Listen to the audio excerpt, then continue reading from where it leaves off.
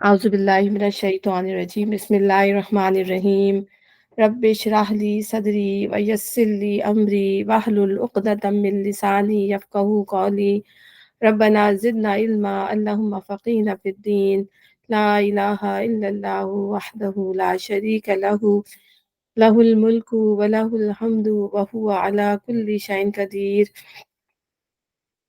اللهم صل على محمد وعلى آل محمد كما صليت على إبراهيم وعلى آل إبراهيم إنك حميد مجيد اللهم بارك على محمد وعلى آل محمد كما باركت على إبراهيم وعلى آل إبراهيم إنك حميد مجيد.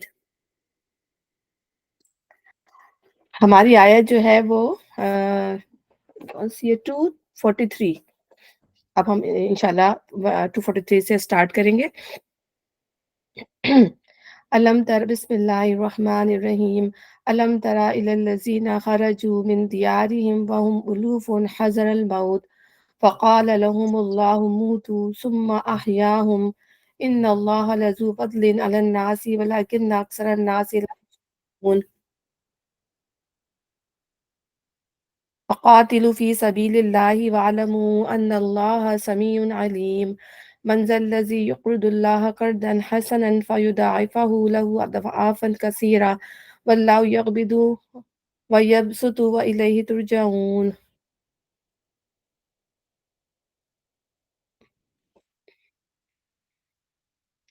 تم نے ان لوگوں کے حال پر بھی کچھ غور کیا جو موت کے ڈر سے اپنے گھر بار چھوڑ کر نکلے تھے اور ہزاروں کی تعداد میں تھے. اللہ نے ان سے فرمایا مر جاؤ، پھر اس نے ان کو دوبارہ زندگی بخشی. حقیقت یہ ہے کہ اللہ انسان پر بڑا فضل فرمانے والا ہے مگر اکثر لوگ شکر ادا نہیں کرتے. مسلمانوں اللہ کی راہ میں جنگ کرو اور خوب جان رکھو کہ اللہ سننے والا اور جاننے والا ہے. تم میں کون ہے جو اللہ کو قرض حسن دے تاکہ اللہ اسے کئی گنا بڑھا چڑھا کر واپس کرے؟ گھٹانا بھی اللہ کے اختیار میں اور بڑھانا بھی، اور اسی کی طرف تمہیں پلٹ کر جانا ہے. کرا دیں.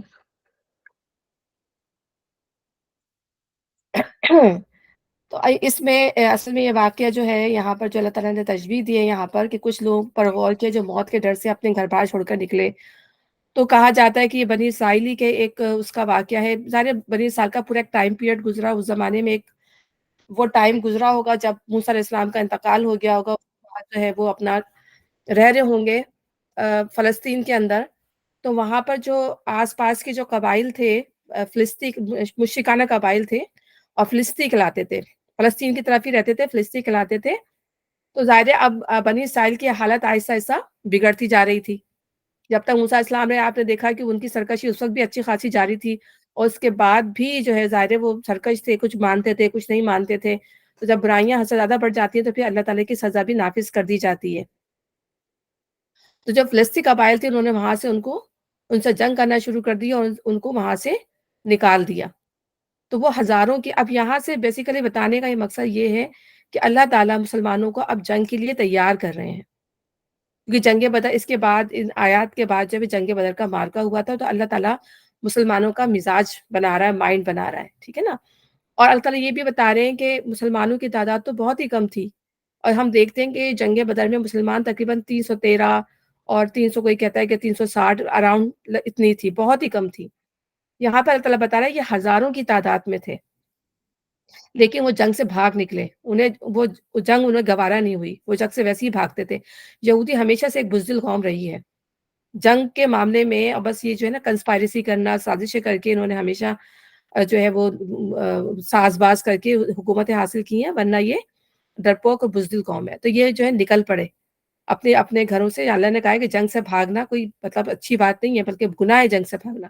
تو یہ بھاگ نکلے اور وہ ہزاروں کی تعداد میں تھے. تو اللہ تعالیٰ نے جو شوکت، جو حشمت ان کو دی ہوئی تھی، ٹھیک ہے نا، جو آنر ان کو دیا ہوا تھا، کہ جو اللہ تعالیٰ نے وہ آہستہ آہستہ ان سے چھیننا شروع کر دیا. ظاہر جب چھوڑ کے آنا شروع ہو گئے تو نہ ان کے پاس کوئی گھر بار رہا، نہ کوئی جگہ رہی، ان کے بچے بھی ان سے چھن گئے، مرد بھی ان کے مارے گئے. تو مرد کچھ عورتیں، تو یہ ہزاروں کی تعداد میں تھے جو نکلے. تو اللہ تعالیٰ نے یہ کہا ہے نا، ہم نے کہا مر جاؤ. تو مرنے کا یہاں مطلب یہ ہے کہ اللہ تعالیٰ نے ان کی وہ تو آنر تھا، جو ان کی حشمت تھی، وہ زوال اور پستی کا شکار ہو گئے. ہزاروں کی تعداد میں تھے، اللہ نے ان سے فرمایا مر جاؤ، پھر اس نے ان کو دوبارہ زندگی بخشی. تو ایک عرصے تک پھر وہ اسی حالت میں رہے. اور دوسری بات یہ کہ ان سے پھر ان کا پاس جو تھے ایک تابوت سکینہ تھا. تو اب ابھی اس کا ذکر بھی آئے گا۔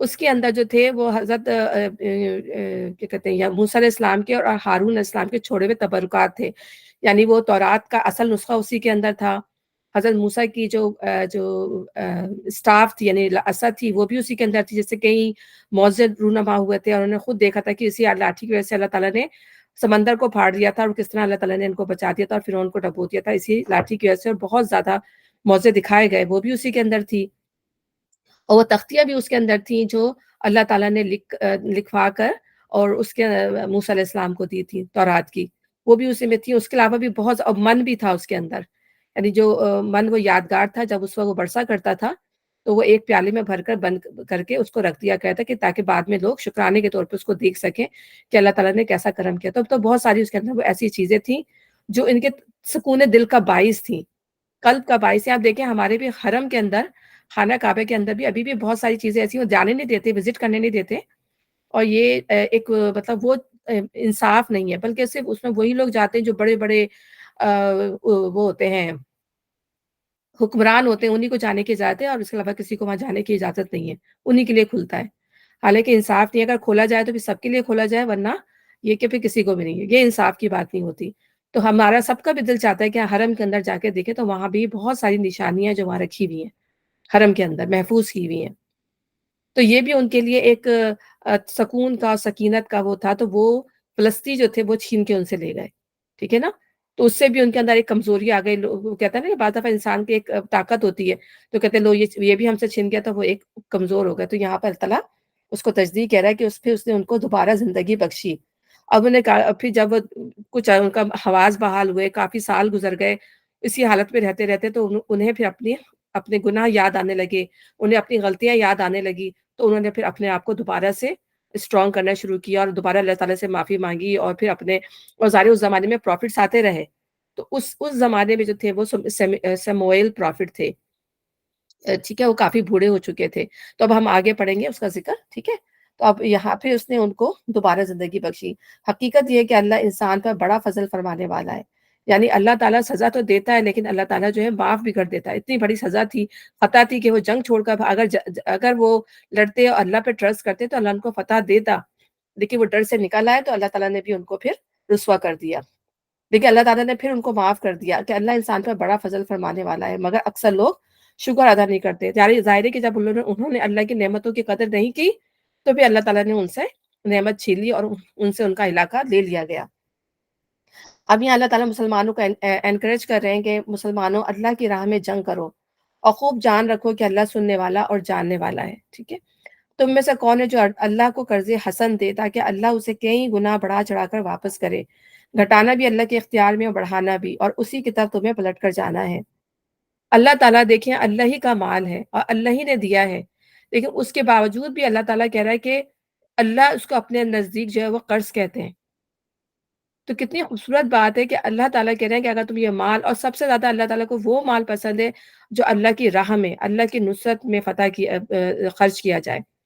اور اس وقت جنگیں جب ہو رہی تھیں اس وقت مال کی اشد ضرورت تھی، حالانکہ اللہ کو کسی چیز کی ضرورت نہیں تھی، اور اللہ تعالیٰ اسی دنیا کے اسباب کے ساتھ ہی دنیا میں سارے کام کرواتا۔ اللہ چاہتا تو اللہ تعالیٰ کہتا نا کہ ہم چاہتے تو ہم تم سب کو ایک ہی امت بنا دیتے، ایک ہی راستے پہ چلا دیتے، لیکن اللہ کی سنت یہ نہیں ہے۔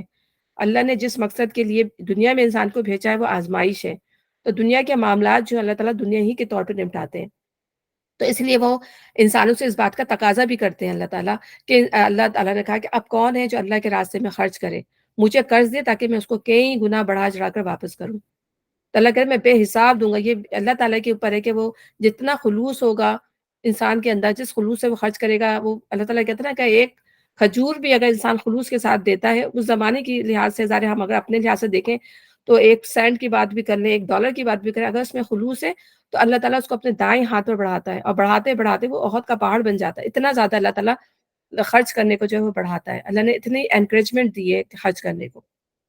تو جو اللہ کے راستے میں خرچ ہو، دین کی سربلندی کے لیے جو پیسہ خرچ ہو، اس کی تو بات ہی الگ ہے، ٹھیک ہے نا؟ تاکہ اللہ اسے کئی گنا بڑھا چاہ کر واپس کرے۔ گھٹانا بھی اللہ کے اختیار میں اور بڑھانا بھی اللہ کے اختیار میں، اور اسی کی طرف تمہیں پلٹ کر جانا ہے۔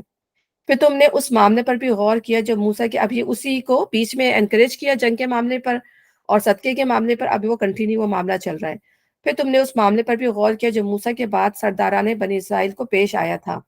انہوں نے اپنے نبی سے کہا ہمارے لیے ایک بادشاہ مقرر کر دو تاکہ ہم اللہ کی راہ میں جنگ کریں۔ یعنی بادشاہ مقرر کرنے کا یہ تھا کہ وہ ہر اس دور میں بادشاہت کا تھا ایک دور نا، تو وہ یہ سمجھتے تھے کہ اگر ہمارے اوپر کوئی بادشاہ ہوگا تو ہماری آنر میں اضافہ ہو جائے گا، کیونکہ بادشاہ جو ہوتے ہیں جب اس کی نگرانی میں لڑا جاتا ہے تو وہ قومیں زیادہ طاقتور ہوتی ہیں، ٹھیک ہے نا، کوئی رہنمائی کرنے والا ہوتا ہے، کوئی گائیڈ کرنے والا ہوتا ہے، انہیں پتہ تھا کہ ان کے پروفٹ سمیول جو ہیں وہ بوڑھے ہو چکے ہیں، ان میں طاقت نہیں کہ ہم ان کے ساتھ جنگ لڑ سکیں۔ تو جب انہوں نے اپنے آپ کو دوبارہ سے مستحکم کیا، ان کے اندر انرجی آئی، تو پھر انہوں نے کہا کہ ہم جو ہے جنگ کرنا چاہتے ہیں ان لوگوں سے جنہوں نے ہم سے ہمارا فلسطین چھینا ہے۔ تو انہوں نے پھر یہ کہا تو ہمارے لیے ایک بادشاہ مقرر کر دو تاکہ ہم اللہ کی راہ میں جنگ لڑیں۔ نبی نے پوچھا کہیں ایسا تو نہیں ہوگا کہ تم کو لڑائی کا حکم دیا جائے اور پھر تم نہ لڑو؟ وہ کہنے لگے بھلا یہ کیسے ہو سکتا ہے کہ ہم رائے خدا میں نہ لڑیں جبکہ ہمیں اپنے گھروں سے نکال دیا گیا ہے اور ہمارے بال بچے ہم سے جدا کر دیے گئے ہیں؟ مگر جب ان کو جنگ کا حکم دیا گیا تو ایک قلیل تعداد کے سوا وہ سب پیٹ موڑ گئے، ہزاروں کی تعداد میں تھے اور سینکڑوں رہ گئے۔ وہ ہم آگے پڑھیں گے۔ اور اللہ ان میں سے ایک ایک ظالم کو جانتا ہے۔ یعنی اتنے اس سے اٹھے تھے جوش سے، لیکن جب جنگ کا حکم آ گیا، بادشاہ مقرر کر دیا گیا، تو ان کی ہمتیں پست ہونے لگیں کہ وہ تو اتنی طاقتور قوم تھی، اور تھی بھی وہ طاقتور قوم، ابھی ہم پڑھیں گے۔ تو وہ ان کے اندر جو ہے جب اور پھر اللہ تعالیٰ نے ان کی آزمائش بھی کی بنی اسرائیل کی، اس کے بعد بھی تو انہوں نے کہا کہ ہمارے اندر ہمت نہیں ہے۔ ان کے نبی نے ان سے کہا کہ اللہ نے طالوت کو تمہارے لیے بادشاہ مقرر کیا ہے۔ یہ سن کر وہ بولے ہمارا بادشاہ بننے کا وہ کیسے حقدار ہو گیا؟ اس کے مقابلے میں بادشاہی کے ہم زیادہ مستحق ہیں، وہ تو کوئی بڑا مالدار آدمی نہیں ہے۔ نبی نے جواب دیا اللہ نے تمہارے مقابلے میں اسی کو منتخب کیا ہے، اور اس کو دماغی اور جسمانی دونوں قسم کی نعمتیں فراوانی کے ساتھ عطا فرمائی ہیں، اور اللہ کو اختیار ہے کہ اپنا ملک جسے چاہے دے، اللہ بڑی وسعت رکھتا ہے، سب کچھ اس کے علم میں ہے۔ وہ یہ سمجھتے تھے کہ بادشاہ جو ہے اللہ تعالیٰ جو بادشاہ چنے گا تو وہ کوئی بہت ہی امیر ہوگا، بہت ہی طاقت اس کے پاس ہوگی، اور ہم سب میں کوئی بڑا آدمی ہوگا۔ تو اس کے برعکس وہ جو تھے ایک طالوت جو تھے وہ 30 ایئرس کے، کہتے ہیں وہ بائبل کے اندر ہے 30 ایئرس کے اراؤنڈ، کم سن نوجوان تھے، کم عمر کے، مطلب کم عمر ہی ہوتے ہیں جنگ کے لحاظ سے، 30 ایئرس کے تھے، لیکن اللہ تعالیٰ نے چرواہے بھی تھے وہ، لیکن اللہ تعالیٰ نے جسم میں اور دماغی طور پہ جو ہے ان کو بہت بلندی عطا کی ہوئی تھی، اور مطلب یہ کہ اتنے اونچے پورے تھے کہ لوگ جو ہے ان کے کندھے ان کے پیٹ تک آتے تھے، اتنے اللہ تعالیٰ نے ان کو، اور ہم بھی دیکھتے ہیں آج کل بھی ہم بہت ایسے لوگ ہوتے ہیں جو کتنے کتنے قد ان کے نکلے ہوئے ہوتے ہیں، اور دوسرے انسانوں کے سامنے وہ کتنے بڑے نظر آ رہے ہوتے ہیں۔ تو اسی طرح کا جسم اور وزڈم جو تھی، حکمت جو تھی، اللہ تعالیٰ نے ان کو دی ہوئی تھی۔ پھر بائبل میں بتایا جاتا ہے کہ سموئیل ان کو لے کر آئے اور ان کو جو ہے پھر تیل ان کے جو ان کا اپنا ایک طریقہ کار ہوگا، ان کے سر میں تیل لگایا، ان کا ماتھا چوما اور کہا کہ تمہیں اللہ تعالیٰ نے جو ہے وہ بادشاہی کے لیے منتخب کر لیا۔ تو اللہ جانتا ہے کہ کس کو جو ہے اپنے کام کے لیے جو منتخب کرے، وہ ضروری نہیں ہے کوئی وہ کوئی بہت مالدار شخص ہو یا اس میں کوئی اور بہت اس طرح کی باتیں ہوں، بلکہ اللہ تعالیٰ ہی جانتا ہے دلوں کے حال کہ وہ کس کو اپنے لیے منتخب کرے۔ اگر ہم اپنے نبی صلی اللہ علیہ وسلم کو دیکھیں تو ہمارے نبی صلی اللہ علیہ وسلم کو لکھنا پڑھنا نہیں آتا تھا، اور لوگ اسی بات کا مذاق اڑایا کرتے تھے کہ یہ کیسا ہے، تو یہ تو نہ اس کو لکھنا آتا ہے نہ پڑھنا آتا ہے، پھر اس کو کوئی شخص جو ہے وہ آ کے لکھوا جاتا ہے، کوئی املا کرا جاتا ہے اس کو، تو اس بات کا وہ مذاق اڑایا کرتے تھے نبی صلی اللہ علیہ وسلم کا۔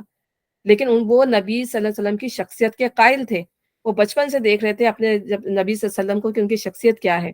تو بیسیکلی اللہ تعالیٰ جس کو چنتا ہے اللہ تعالیٰ اس کی پھر حفاظت بھی فرماتا ہے کہ اللہ تعالیٰ اس کو اپنے کس کام کے لیے منتخب کرنا چاہتا ہے۔ تو یہ شخصیت اللہ تعالیٰ بچپن سے ہی اللہ تعالیٰ اس شخصیت کو بنا رہا ہوتا ہے، وہ اللہ تعالیٰ کو پتہ ہوتی ہے۔ تو طالوت کا معاملہ بھی یہی تھا۔ تو دونوں قسم کی اہلیتیں فراوانی کے ساتھ عطا فرمائی، تو اس کا مطلب یہ ہے کہ ظاہر ہے کسی بھی منصب کو حاصل کرنے کے لیے اس سے ثابت یہ ہوا کہ کسی بھی منصب پہ جانے کے لیے اس کی اہلیت کا ہونا بہت ضروری ہے۔ اگر وہ اہلیت نہیں ہوگی تو پھر کیا ہوتا ہے، اس میں بگاڑ پیدا ہو جاتا ہے۔ اگر فرض کریں کسی کمپنی میں کام کر رہے ہیں تو وہاں پہ جو اہلیت مانگی جاتی ہے نا، اور اگر وہ اہلیت نہیں ہوگی، آپ کے ریزیومے میں وہ چیز جو ان کو ریکوائر ہے اگر نہیں ہے تو وہ جاب کے لیے وہ منتخب نہیں کریں گے۔ تو اہلیت ہر جگہ چاہیے ہوتی ہے، اور یہ اہلیت جو تھی وہ ایز اے سپر سالار بننے کے لیے، لڑائی کرنے کے لیے، حکومت کرنے کے لیے، پوری بنی اسرائیل جو لاکھوں کی تعداد میں تھے ان کے اوپر حکومت کرنے کے لیے ایک ایسا شخص آیا تھا جو ان کو مینیج کر سکے۔ وہ بھی ایسی قوم تھی، ہم اس کے بارے میں پڑھ چکے ہیں کہ وہ کسی حد پہ رکنے والی نہیں تھی، اس کے باوجود بھی وہ یہی ماننے کو تیار نہیں تھے، لیکن جب انہوں نے کہا کہ اللہ کی طرف سے حکم ہے تو تمہیں ماننا ہوگا، پھر انہوں نے نہ صرف یہ کہا بلکہ یہ انہوں نے کہا اس کی کیا نشانی ہے کہ تم اس کو طالوت کو ہمارے پر بادشاہ بنا رہے ہو؟ تو انہوں نے کہا اس کی یہ نشانی ہے کہ تمہیں وہ تابوت سکینہ مل جائے گا جو تم سے وہ فلسطی جو وہ چھین کر لے گئے، تو اس کے بعد پھر وہ راضی ہوئے۔ اللہ بڑی وسعت رکھتا ہے اور سب کچھ اس کے علم میں ہے۔ اس کے ساتھ ان کے نبی نے ان کو یہ بھی بتایا کہ اللہ کی طرف سے اس کے بادشاہ مقرر ہونے کی علامت یہ ہے کہ اس کے عہد میں وہ صندوق تمہیں واپس مل جائے گا جس میں تمہارے رب کی طرف سے تمہارے لیے سکون قلب کا سامان ہے، جس میں آل موسیٰ اور آل ہارون کے چھوڑے ہوئے تبرکات ہیں اور جس کو اس وقت فرشتے سنبھالے ہوئے ہیں۔ اگر مومن ہو تو یہ تمہارے لیے بہت بڑی نشانی ہے۔ تو اس وقت کیا ہوا کہ جو فلسطی تھے جب جو یہ صندوق لے گئے تو اللہ کی طرف سے ان پر بھی سزا آ گئی کہ اس ایریا میں جو ہے طاعون پھوٹ نکلا، فلسطین کے ایریا میں لوگ بیمار ہونے لگے، تو انہوں نے کہا کہ ہم نے کوئی غلطی کی ہے، ظاہر ہے انسان کو اپنی غلطی کا بھی احساس ہوتا ہے، تو انہوں نے کہا ہو سکتا ہے کہ اسی کی وجہ سے ہم پہ آفتیں آ رہی ہوں، تو انہوں نے دو بیل کے اندر، یہ بھی بائبل کے اندر، یہ دو بیلوں میں اس صندوق کو باندھ دیا اور اس کو ہانک دیا۔ انہوں نے کہا یہ اللہ مطلب جو جس پر یہ بنی اسرائیل بھروسہ کرتے ہیں، اگر یہ انہی کا ہے تو یہ وہاں پہنچ جائے گا، اگر اپنے رب کو مانتے ہیں تو ان کا رب ان کو وہاں پہ پہنچا دے گا۔ تو وہ جو ہے یعنی کہ وہ فرشتے اللہ تعالیٰ کے نا فرشتوں کے ہاتھوں میں تھا، تو فرشتے پہ وہ ہانک کر اس کو بنی اسرائیل کی طرف لے آئے تھے۔ اگر تم مومن ہو تو یہ تمہارے لیے بہت بڑی نشانی ہے، ٹھیک ہے؟ پھر وہ پھر ان کو وہ مل گیا۔ پھر جب طالوت لشکر لے کر چلا تو اس نے کہا ایک دریا پر اللہ کی طرف سے تمہاری آزمائش ہونے والی ہے، جو اس کا پانی پیے گا وہ میرا ساتھی نہیں، میرا ساتھی صرف وہ ہے جو اس سے پیاس نہ بجھائے، ہاں ایک آدھ چلو پی کر پی لے، مگر ایک گروہ قلیل کے سوا وہ سب اس ذریعے سے سیراب ہو گئے۔ اب ظاہر ہے وہ اتنی بڑی جنگ کے لیے جا رہے تھے، ٹھیک ہے، وہ بہت بڑی جنگ تھی، وہ جالوت تھا اس کا سپر سلار کا نام، وہ بہت بڑا گرانڈ کہتے ہیں نا وہ تھا، اس سے جنگ کے لیے جا رہے تھے، تو ان کی آزمائش اللہ تعالیٰ نے اس لیے کی کہ کہیں جا کر جو ہے یہ اس وقت جا کر جو ہے وہ جو ہے جنگ میں ایسا نہ ہو کہ وہ جنگ کو وہ کر دیں کہ ہم نہیں لڑ رہے، ہم یہ نہیں کرتے، اللہ تعالیٰ نے کہا پہلے ہی چھانٹ لیں۔ اور ہم دیکھتے ہیں جنگ بدر میں بھی جو ہے منافقین ہٹ گئے تھے اور جو کمزور دل کے مسلمان تھے وہ بھی ہٹ گئے تھے، بہت کم مسلمان جو ہے ساتھ رہ گئے تھے۔ تو یہاں بھی یہی حالات ہوئے کہ وہ لوگ جو تھے وہ وہاں پر وہ صرف اللہ تعالیٰ نے یہ آزمائش صرف اسی لیے لی تھی تاکہ اللہ تعالیٰ پہچان لے کہ کون جو اللہ کے مقابلے میں ثابت قدم رہنے والے ہیں۔ جب طالوت لشکر لے کر چلا تو اس نے کہا ایک دریا پر اللہ کی طرف سے تمہاری آزمائش ہونے والی ہے، جو اس کا پانی پیے گا وہ میرا ساتھی نہیں، میرا ساتھی صرف وہ ہے جو اس سے پیاس نہ بجھائے، ہاں ایک آدھ چلو کو پی لے تو پی لے، مگر ایک گروہ قلیل کے سوا وہ سب اس ذریعے سے سیراب ہوئے۔ یعنی انہوں نے ان کی بات نہیں مانی اور اس کے بعد جو ہے وہ پانی پی گئے۔ بہت کم لوگ تھے جنہوں نے نہیں پیا، یا جنہوں نے پیا بھی تو بہت چلو پر جتنا ان سے کہا گیا تھا۔ پھر جب طالوت اور اس کے ساتھی مسلمان دریا پار کر کے آگے بڑھے تو انہوں نے طالوت سے کہہ دیا کہ آج ہمیں جالوت اور اس کے لشکروں کا مقابلہ کرنے کی طاقت نہیں ہے۔ لیکن جو لوگ یہ سمجھتے تھے کہ انہیں ایک دن اللہ سے ملنا ہے، انہوں نے کہا بارہا ایسا ہوا ہے کہ ایک قلیل گروہ اللہ کی اذن سے ایک بڑے گروہ پر غالب آ گیا۔ تو دیکھیں جب پانی پینے کے بعد جو ان کی طاقت رہی، صحیح طاقت تھی، وہ بھی ختم ہو گئی، ان کے اندر جو ہے کمزوری آ گئی، اور اللہ تعالیٰ نے پھر ان لوگوں کو چھانٹ لیا جو ثابت قدم رہنے والے تھے۔ تو پھر اللہ صبر کرنے والوں کا ساتھی ہے، اور جب وہ جالوت اور اس کے لشکروں کے مقابلے پر نکلے تو انہوں نے دعا کی اے ہمارے رب ہم پر صبر کا فیضان کر، ہمارے قدم جما دے اور اس کافر گروہ پر ہمیں فتح نصیب کر۔ یعنی جب اتنی بڑی وہ پوری فوج تھی اور یہ اتنے تھوڑے تھے تو انہوں نے کہا اے ہمارے رب ہم پر صبر کا فیضان کر، یعنی ہم پر صبر الٹ دے۔ یہ دعا ہے نا، ربنا افرغ علینا صبرا وثبت اقدامنا وانصرنا علی القوم الکافرین۔ تو صبر کو انڈیلنا، یعنی ہمارے اندر تو اتنی طاقت نہیں ہے، لیکن اگر تو ہی ہمیں ثابت قدم رکھے گا، تو ہی ہمیں صبر دے گا، تو تو تیرے بھروسے کے اوپر جو ہم یہ جنگ جیت سکتے ہیں۔ آخر کا اللہ کے اذن سے انہوں نے کافروں کو مار بھگایا اور داؤد نے جالوت کو قتل کر دیا، اور اللہ نے اسے سلطنت اور حکمت سے نوازا اور جن جن چیزوں کا چاہا اس کو علم دیا۔ داؤد علیہ السلام جو تھے وہ ایک کمسن نوجوان تھے، اور وہ بھی چرواہے تھے اس وقت، ٹھیک ہے نا، اور وہ کوئی خاص فوجی نہ ان کو وہ تھی کوئی ٹریننگ تھی نہ اس طرح سے، ظاہر سی بات ہے۔ تو وہ جب فوج جاری تھی تو انہوں نے کہا میں بھی آپ لوگ کے ساتھ چلتا ہوں، حالانکہ انہوں نے کہا طالوت نے تم تو چھوٹے سے، تم کیا کہہ رہے ہیں؟ نہیں میں چلوں گا آپ کے ساتھ۔ تو وہ حالانکہ جسم میں وہ بھی توانا تھے، جسم کے اندر اللہ تعالیٰ نے ان کو بھی جسم مضبوط دیا تھا اور وزڈم دی تھی، سب کچھ تھا، لیکن ظاہر وہ عمر میں چھوٹے تھے۔ تو طالوت نے کہا کہ تم کیسے؟ انہوں نے کہا نہیں میں آپ کے ساتھ چلوں گا، تو وہ چلے جاتے ہیں۔ پھر وہاں پر جب جالوت جو ہے کہتا ہے کون ہے میرے مقابلے میں لڑنے کے لیے، تو بنی اسرائیل میں کسی کی ہمت نہیں ہوتی کہ وہ جا کے اس سے لڑے، جالوت سے۔ تو داؤد علیہ السلام جو ہے وہ آگے بڑھتے ہیں اور ان کے پاس ایک غلیل ٹائپ کی چیز ہوتی ہے، تو وہ اپنے جو طالوت ہوتے ہیں اس سے کہتے ہیں کہ اب میرے پاس یہ غلیل ہے نا، میں اسے شیروں کے سر پھاڑ دیتا ہوں، یہ اتنی مجھے اتنا زیادہ میں مطلب میں اسمارٹ ہوں اس معاملے میں، ماہر ہوں اس معاملے میں، تو مجھے جانے دیں۔ تو اس بیس کیا تھا۔ تو جب وہ جاتے ہیں وہاں پر اور پھر اس کے مقابلے کہتے ہیں، وہ ہنسنے لگتا ہے جالوت نا، تم بچے چھوٹے تو میرے مقابلے پہ آؤ گے؟ تو بس وہ اس کے مقابلے پہ آتے ہیں اور آنے کے بعد جو ہے وہ اس غلیل سے سیدھا، حالانکہ وہ خود پہنا ہوا ہوتا ہے، اس کا پورا منہ ڈھکا ہوا ہوتا ہے، صرف ایک حصہ کھلا ہوا ہوتا ہے، دماغ کی طرف کا سوراخ بنا ہوا ہوتا ہے، تو وہ جو ہے اس سے جو ہے وہ مارتے ہیں تو سیدھا اس کے دماغ میں جاتا ہے، اس کا بھیجا اٹھ جاتا ہے اندر جا کے، وہ اسی وقت جو ہے وہ گر پڑتا ہے۔ تو آپ اللہ کی یہاں پہ اللہ تعالیٰ کی آپ طاقت دیکھیں، قدرت، جو اللہ تعالیٰ کام کروانا چاہتا ہے وہ ایک چھوٹے سے چھوٹے چیز سے بھی کرواتا ہے۔ لڑائی کی تو نوبت ہی نہیں آئی، ظاہر ہے جب ان کا اتنا بڑا گرینڈیل جو سولجر تھا، جو کیپٹن تھا، وہی مر گیا تو فوج جو ہے خود ہی بھاگ گئی، اور پھر اللہ تعالیٰ نے ان کو فتح نصیب دی طالوت کے ہاتھوں، اور پھر لوگوں نے جو ہے وہ ظاہر ہے ان کو ہاتھ پہ اپنے سروں پہ اٹھا لیا داؤد علیہ السلام کو، اور وہ آنکھوں کے تارا بن گئے سب کے۔ تو اس طرح اللہ تعالیٰ کہہ رہا ہے، اللہ جس کو چاہتا ہے اللہ تعالیٰ جو ہے وہ بلند مقام عطا کرتا ہے۔ پھر کتنے عرصے تک داؤد علیہ السلام جو ہے وہ ان کے ساتھ اس میں رہے، آرمی میں رہے، جب وہ بڑے ہو گئے اتنی اللہ تعالیٰ نے ان کو وہ دے دی سمجھ و صلاحیت، تو پھر طالوت جو تھے وہ بوڑھے ہو گئے تھے، پھر طالوت علیہ السلام نے ان کو جو ہے وہ بادشاہی داؤد علیہ السلام کو دے دی۔ تو یہاں پر اللہ یہی بات بتا رہا ہے کہ اللہ نے اسے سلطنت اور حکمت سے نوازا، تمام نبیوں کو حکمت دی گئی۔ حکمت کیا ہوتی ہے؟ یہ وزڈم ہوتی ہے، سوچنے سمجھنے کی، صحیح سوچنا اور صحیح سمجھنا، صحیح وقت پر صحیح فیصلے کرنا، اور ہر آنے والی چیز کا ان کو مطلب پہلے والی چیز کا ان کو سکس سینسز ہوتے ہیں نا، وہ بہت اسٹرانگ ہوتی ہیں نبیوں کی۔ تو یہاں اللہ تعالیٰ بتا رہا ہے کہ اللہ تعالیٰ نے سلطنت اور حکمت سے نوازا، اور جن جن چیزوں کا چاہا اس کو علم دیا، جو اللہ نے بہتر سمجھا کہ کن چیزوں کا علم دینا چاہیے۔ اسی طرح اللہ انسانوں کے ایک گروہ کو دوسرے گروہ کے ذریعے نہ ہٹاتا رہتا تو زمین کا نظام بگڑ جاتا۔ تو یہاں بتانے کا اللہ تعالیٰ کا مقصد یہ ہے کہ اللہ تعالیٰ کیوں جنگیں کرواتا ہے، کیوں یہ کبھی کسی کو ہروا رہا ہے، کوئی کبھی کسی کو لے کر آ رہا ہے، تو یہ زمانے کے نشیب و فراز ہیں۔ کبھی جو ہے کفار بھی غلبہ پا جاتے ہیں، ٹھیک ہے، پھر اللہ تعالیٰ اور زمین میں فساد برپا کرتے ہیں، پھر اللہ تعالیٰ ایک اچھی قوم اٹھاتا ہے، نیک قوم اٹھاتا ہے، اور پھر وہ ان کا قلعہ کما کر دیتی ہے، پھر اللہ تعالیٰ ایک وقت تک ان کو بسنے کا موقع دیتا ہے، جب ان کے اندر برائیاں پیدا ہونا شروع ہو جاتی ہیں تو پھر اللہ تعالیٰ ان کو انہی قوموں کے ذریعے جو کافر مشرک اور اس طرح کی ہوتی ہیں ان کے ذریعے پھر اللہ تعالیٰ ان کو مزہ چکھاتا ہے۔ تو اللہ تعالیٰ کہہ رہا ہے کہ اگر ہم اس طریقے سے چیزوں کو دفع نہ کرتے رہیں تو زمین میں پھر سرکشی اور فساد ہی پھیل جائے۔ تو اب کیا تھا کہ جو فساد پھیلا ہوا تھا اللہ تعالیٰ نے اس کے ذریعے سے ان کو پھر دور کیا۔ پھر ہم دیکھتے ہیں کہ وہ پھر وہ عظیم ریاستیں، وہ عظیم بادشاہت ان کو ملی۔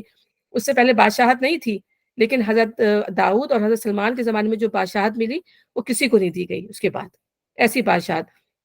تو اللہ تعالیٰ یہاں پہ اللہ تعالیٰ کہنا جو نعمتیں یاد کرو جو میں تمہیں دی تھی، تو اس میں ایک سب سے بڑی نعمت یہ تھی کہ وہ بادشاہت ان کو ملی تھی، اور کتنے سال تک بنی اسرائیل جو ہے وہ فلورش رہے، کتنے عرصے انہوں نے جو ہے مزے کی زندگی گزاری حضرت سلمان علیہ السلام کے زمانے تک کیونکہ انہوں نے جب وہ اللہ کی طرف آئے تو اللہ تعالیٰ نے بھی ان کو پھر نوازا۔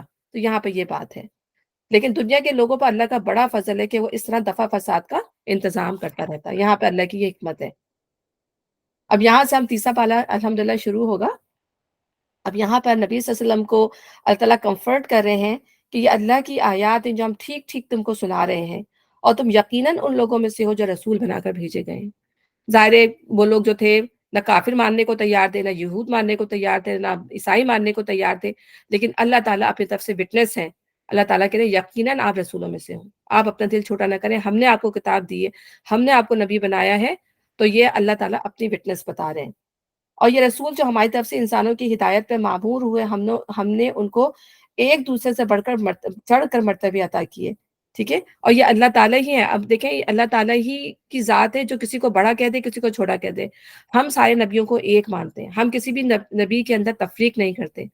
یہ اللہ ہی کا مقام ہے، اللہ ہی کی قدرت ہے کہ اللہ تعالیٰ کسی نبی سے بات کر لے، کسی کو کچھ معجزات دے دے، کسی کو کوئی مقام عطا کر دے۔ تو اللہ تعالیٰ کہہ رہے ہیں کہ یہ ہم نے کسی کو بہت مرتبے دیے تھے، کسی سے ہم نے بات کی تھی، کسی کو ہم نے ایسے ایسے معجزے دیے تھے جو ہم نے کسی کو نہیں دیے۔ جیسے ہم حضرت عیسیٰ کے معجزے دیکھتے ہیں کہ اللہ تعالیٰ نے ان کو ایسے معجزے دیے تھے جو غیر معمولی تھے، جو مطلب ایک عام انسانی عقل اس کو سوچ بھی نہیں سکتی کہ کوئی دنیا میں ایسی چیزیں ہو سکتی ہیں۔ تو اللہ تعالیٰ نے ان کو ایسے معجزے عطا فرمائے تھے۔ تو یہ اللہ کی دین ہے، وہ جس کو چاہے عطا کر دے۔ تو اپنے رسولوں میں بھی سے بھی جس کو چاہتا ہے وہ پسند کر لیتا ہے معجزات دینے کے لیے، اور پھر وہ وقت کی ضرورت بھی ہوتی ہے۔ تو ان میں کوئی ایسا تھا جس سے اللہ خود ہم کلام ہوا، جیسے موسیٰ علیہ السلام، کسی کو اس نے دوسری حیثیتوں سے بلند درجے دیے، اور آخر میں عیسیٰ علیہ السلام ابن مریم کو روشن نشانیاں عطا کی۔ روشن نشانی سے مراد یہ کہ ویری کلیئر، ان کی پوری ذات معجزہ تھی، عیسیٰ علیہ السلام کی پوری ذات معجزہ تھی، یعنی ان کی پیدائش، ان کی موت، ان کی زندگی، ہر چیز جو تھی ایک اللہ تعالیٰ نے معجزہ بنا کے رکھ دی تھی۔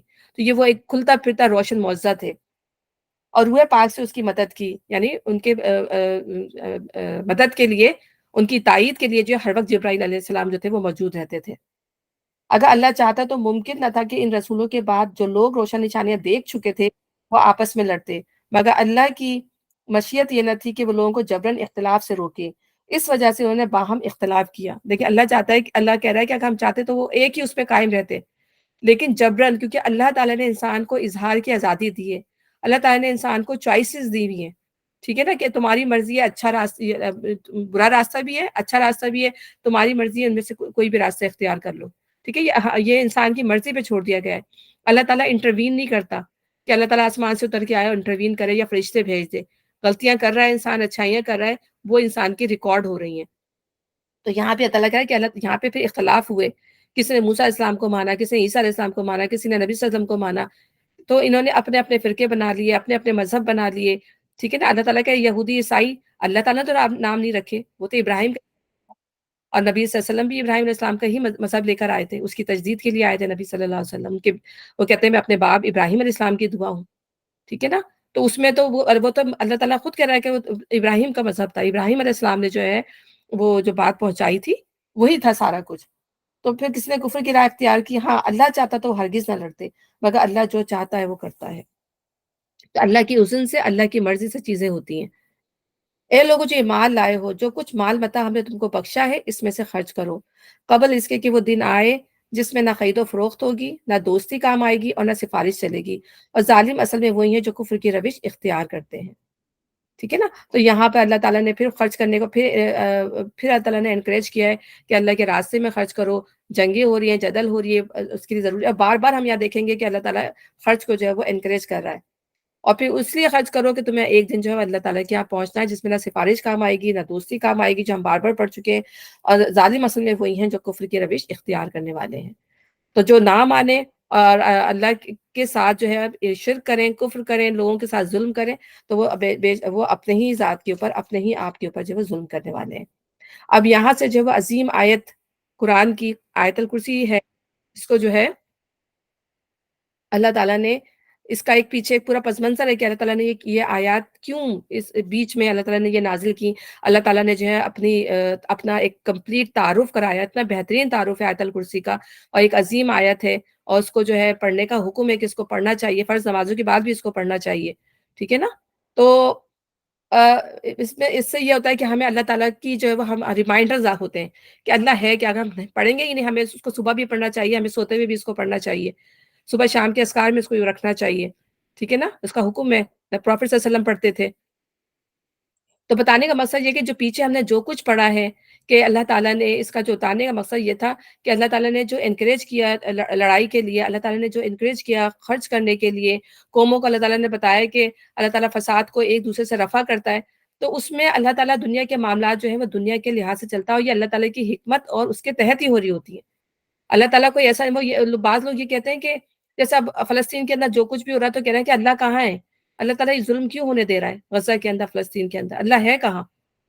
تو اللہ تعالیٰ کی سنت کے مطابق چیزیں ہو رہی ہوتی ہیں، اور لیکن ہمیں اس کی مصلحت سمجھ میں نہیں آتی۔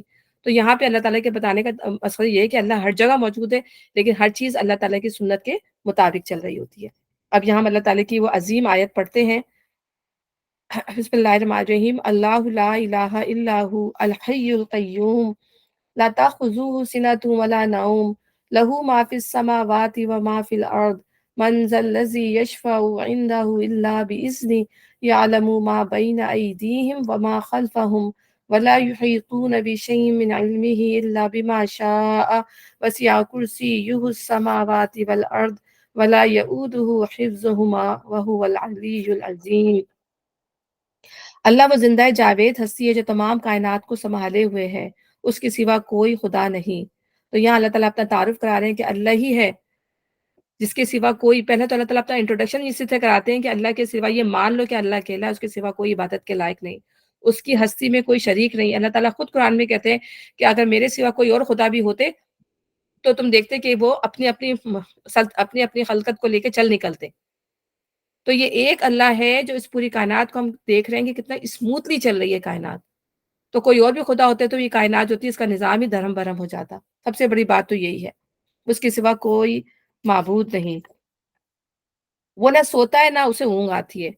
اچھا اب یہ بات بھی یہ دیکھیں کہ اللہ تعالیٰ نے دو خاص چیزیں ہیں جو اللہ نے بتائی ہیں اس کے اندر، اپنا انٹروڈکشن کرایا کہ وہ اللہ کے اندر ہیں، ٹھیک ہے نا، اور دو چیزیں ایسی ہیں جو اللہ کے اندر نہیں ہیں۔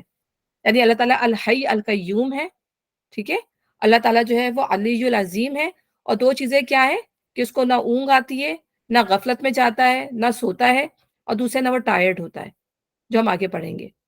تو دو چیزیں اللہ نے بتائی کہ وہ اس کے اندر ہیں اور دو چیزیں اس کے اندر نہیں ہیں۔ اگر اللہ تعالیٰ غفلت میں ہوتے، نعوذ باللہ، اللہ تعالیٰ کو نیند آ جاتی، ٹھیک ہے، یہ تو ساری انسانی کمزوریاں ہیں جو انسان کے اندر ہوتی ہیں کہ انسان کو سونے کی بھی ضرورت ہے، انسان جو ہے وہ ایکٹیو ہونے کے لیے اس کو کھانے پینے ہر چیز کی ضرورت ہے، انسان جو ہے کمزوریوں کے ساتھ پیدا کیا گیا ہے، لیکن اللہ تعالیٰ کو ایسی کسی چیز کی ضرورت نہیں ہے۔ اللہ غنی ہے ہر چیز سے، وہ لوگوں کو کھلاتا ہے، اس کو کسی کھانے کی کسی چیز کی حاجت نہیں ہے۔ اور سب سے بڑی بات یہ ہے کہ جب ہمیں یہ ایک محفوظ چھت جو اللہ نے بنائی ہے، تو ہمیں یہ ہوتا ہے کہ ہاں اللہ تعالیٰ تو ہے نا موجود، تو ہم کتنے اطمینان سے راتوں کو سوتے ہیں، کتنے اطمینان سے ہم صبح کو اٹھتے ہیں، کتنے اطمینان سے اپنے کاموں کو جاتے ہیں کہ ہمارا اللہ جو ہے موجود ہے، وہ ہماری حفاظت کرنے والا ہے۔ اور اللہ تعالیٰ نے نہ صرف یہ کہ وہ خود حفاظت کر رہا ہے، بلکہ اس نے ہماری حفاظت کے لیے فرشتے لگائے ہوئے ہیں کہ کیسے کیسے ایسے واقعات بھی ہو جاتے ہیں کہ ہم بعض ایکسیڈنٹ ہوتے ہوتے بچ جاتے ہیں کہ انسان اس میں بچا لیا جاتا ہے، کہ بڑی بڑی چیزیں ہو جاتی ہیں کہ اللہ تعالیٰ بچا لیتا ہے۔ تو اللہ تعالیٰ کا غفلت میں ہوتے، اللہ تعالیٰ کو نیند آتی، تو پھر یہ کائنات کا نظام جو اتنا سوئفٹلی چل رہا ہے، اتنے اچھے طریقے سے چل رہا ہے، وہ چل نہیں سکتا تھا۔ زمین اور آسمانوں میں جو کچھ ہے اسی کا ہے۔ تو ہم یہ بھی دیکھتے ہیں کہ زمین 7 زمینیں ہیں، اللہ تعالیٰ نے 7 آسمان ہیں اور زمین بھی اسی کے برابر ہے۔ تو ان میں جو نظام کار فرما ہے وہ اللہ تعالیٰ کا نظام کار فرما ہے۔ اس کے اندر کتنی مخلوق ہوگی، یہ یونیورس پہ ہی انسان غور کر لے، کتنی بڑی یونیورس ہے کہ ہم اس کا تصور نہیں کر سکتے۔ سائنسدان کوشش میں لگ رہے ہیں کہ اس کو معلوم کر لیں، لیکن وہ بھی اس کا ایک کہتے ہیں نا اشر اشیر بھی اس کائنات کا معلوم نہیں کر سکے ہیں۔ وہ کہتے ہیں کہ ہم کہاں تک پہنچ گئے، لیکن وہ کائنات اتنی بڑی ہے کہ وہ اپنی زندگیاں بھی لگا دیں گے تو وہ اس تک نہیں پہنچ سکتے۔ تو اس پورے اس میں جو مخلوقات ہیں، اس کی جو ترتیب ہے، اس سب کو اللہ تعالیٰ سنبھالے ہوئے ہیں، جو اس کی جناب میں اس کی اجازت کے بغیر جو ہے سفارش کر سکے۔ اب یہاں پر یہی ہے کہ کون ہے جو اس کی جناب میں اس کی اجازت کے بغیر سفارش کر سکے؟ یعنی پھر اللہ ہی کی طاقت ہے کہ کوئی آگے اس کے آگے پر نہیں مار سکتا، کسی کی طاقت نہیں ہے کہ اس کے آگے بول سکے۔ اب اس میں کیا ہوتا ہے کہ اس میں ہمارے یہاں جو یہ بنا لیا گیا ہے کہ ہمارے نبی صلی اللہ علیہ وسلم جو ہے قیامت کے دن ہمیں بخشوا لیں گے۔ ہماری جو امت کا جو زیادہ تر نظریہ یہی ہے کہ ہم کتنے بھی برے کام کر لیں، ہمارے نبی جو ہے وہ سب کو جہنم سے نکال کے جنت میں ڈلوا دیں گے۔ تو یہ ایک ایسا عقیدہ ہے جو بالکل انوویشن بدعت پر اور شرک پر ہے۔ اللہ تعالیٰ کہہ رہے ہیں یہاں پہ کوئی بھی شفاعت نہیں کر سکے گا اللہ کی مرضی کے بغیر، یعنی اللہ تعالیٰ کا اذن ہوگا تو کوئی بندہ بول سکے گا، بجائے یہ کہ وہ کہے کہ اللہ تعالیٰ اس کو یہ کر دے، اس کو یہ کر دے۔ کوئی کسی کی بھی مجال نہیں ہوگی، نہ کسی فرشتے کی، نہ کسی انبیاء کی، نہ کسی جن کی، نہ کسی انسان کی، کہ وہ اللہ کے آگے بڑھ کر کچھ بول سکے، ٹھیک ہے نا۔ تو پتہ نہیں ہمارے یہاں یہ چیزیں دیکھیں آہستہ آہستہ ہوئی نا کہ جب انسان جو ہے ایک خالص ایمان کے اوپر قائم ہوتا ہے، آہستہ آہستہ یہ چیزیں پھر غلطیاں مطلب یہ لوگ ہی ہوتے ہیں، یہ علماء سو جو ہوتے ہیں وہ لوگوں پہ پھر غلط باتیں پیدا کرنا شروع کرتے ہیں، تھوڑی تھوڑی یہ چیزیں تھوڑی تھوڑی کر کے ہی پیدا ہوتی ہیں۔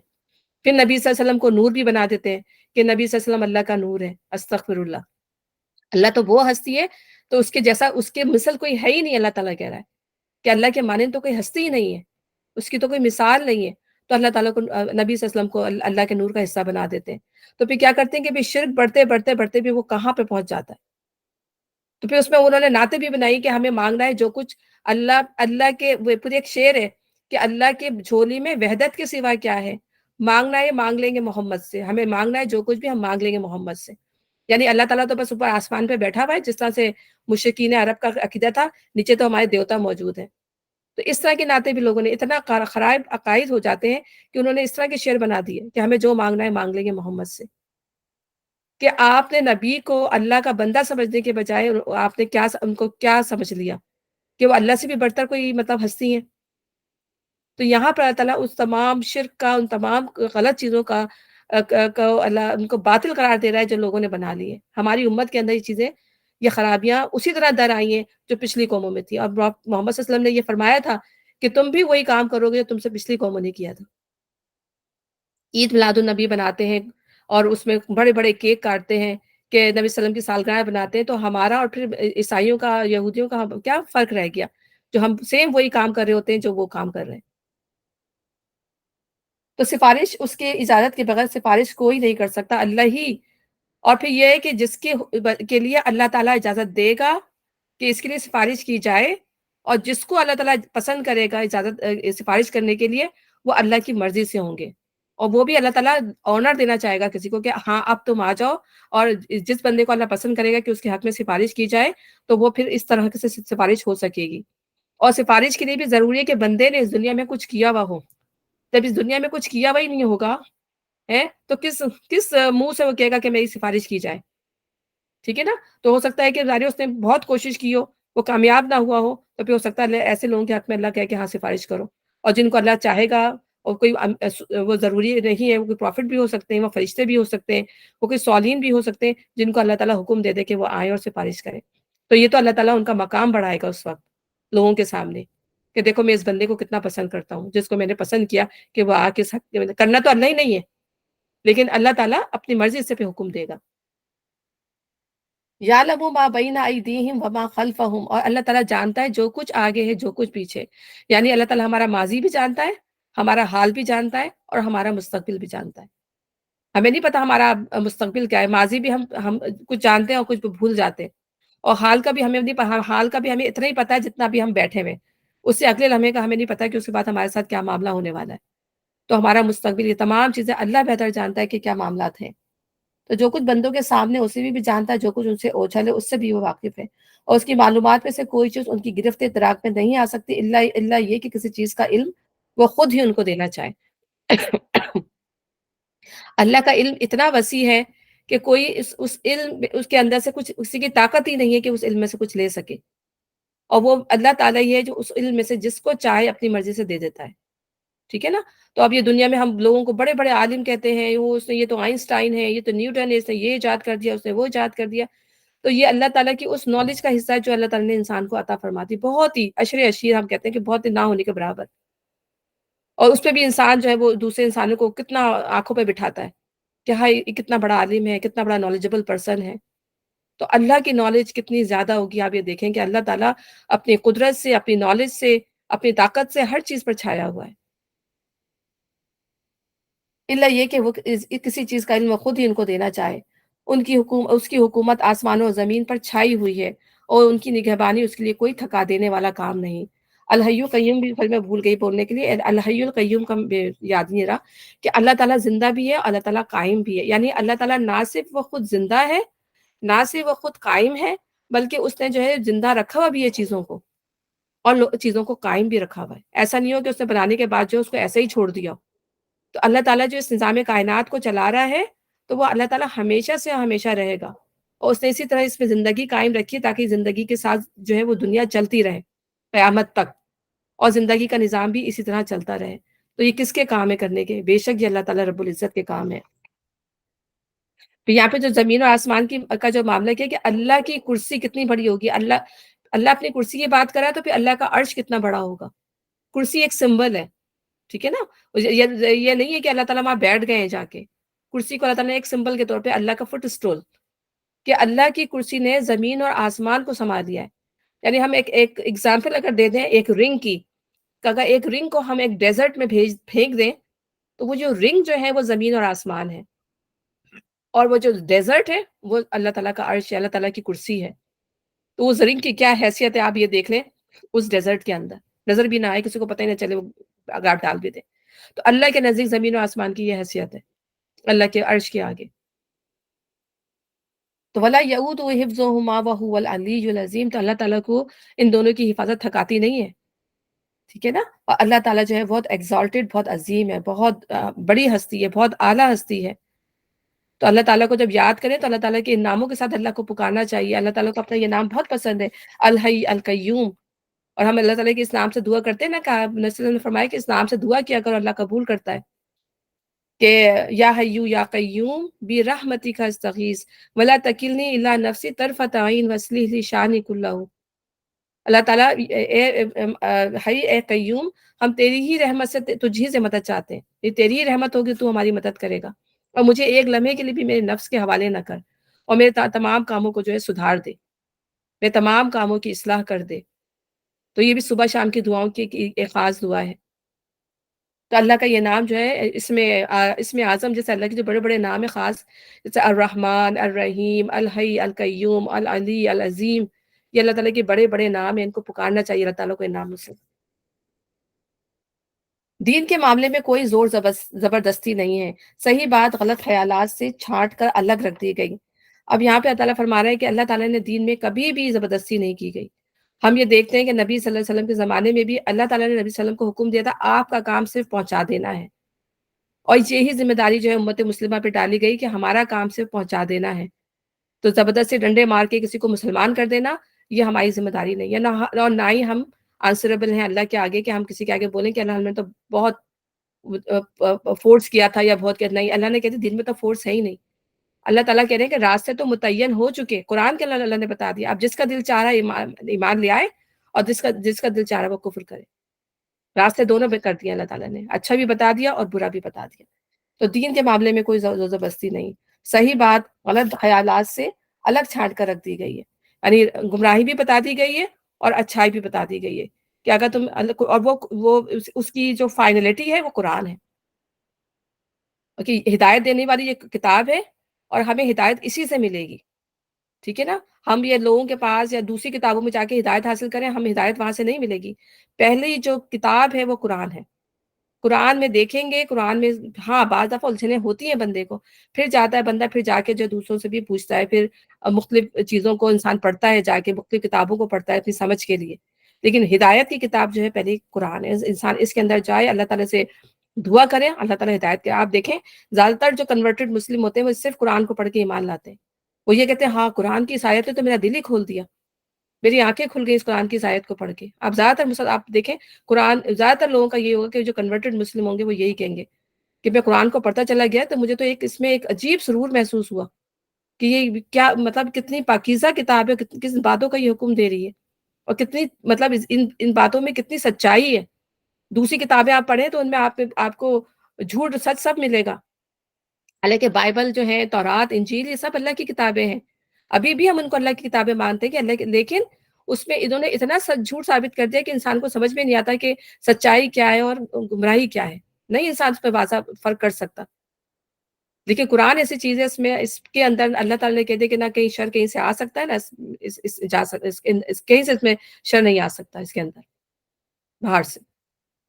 تو یہ اصل میں اللہ تعالیٰ نے اس کے اندر بتا دیے، اور اللہ تعالیٰ کہہ رہا ہے کھول کے رکھ دی گئی ہے۔ اب جو کوئی طاغوت کا انکار کر کر اللہ پر ایمان لے آیا، اس نے ایک ایسا مضبوط سہارا تھام لیا جو کبھی ٹوٹنے والا نہیں، اور اللہ جس کا سہارا اس نے لیا ہے سب کو سننے اور جاننے والا ہے۔ طاغوت کسے کہتے ہیں؟ طاغوت جو شیطان ہے، اصل میں بیسیکلی طاغوت شیطان کے لیے لفظ آتا ہے، لیکن ایسا ہر سرکش جو اللہ کے آگے جو کھڑا ہو جائے اور لوگوں کو اللہ کے راستے سے روکے، وہ طاغوت ہے۔ ہر وہ سرکش چیز جو انسان کو اللہ تعالیٰ کے راستے سے روکے اور خود اللہ کے مقابلے پر آ جائے، وہ طاغوت کہلاتی ہے۔ اس میں چاہے وہ جن ہو، انسان ہو، چاہے وہ شیطان ہو، چاہے وہ ہمارا نفس ہو، وہ تمام چیزیں جو ہیں طاغوت میں آ جاتی ہیں۔ تو جب تک ان طاغوت کا انسان انکار نہیں کرے گا، اس وقت تک وہ ریئل مومن ہو ہی نہیں سکتا، وہ حقیقی مسلمان ہو ہی نہیں سکتا۔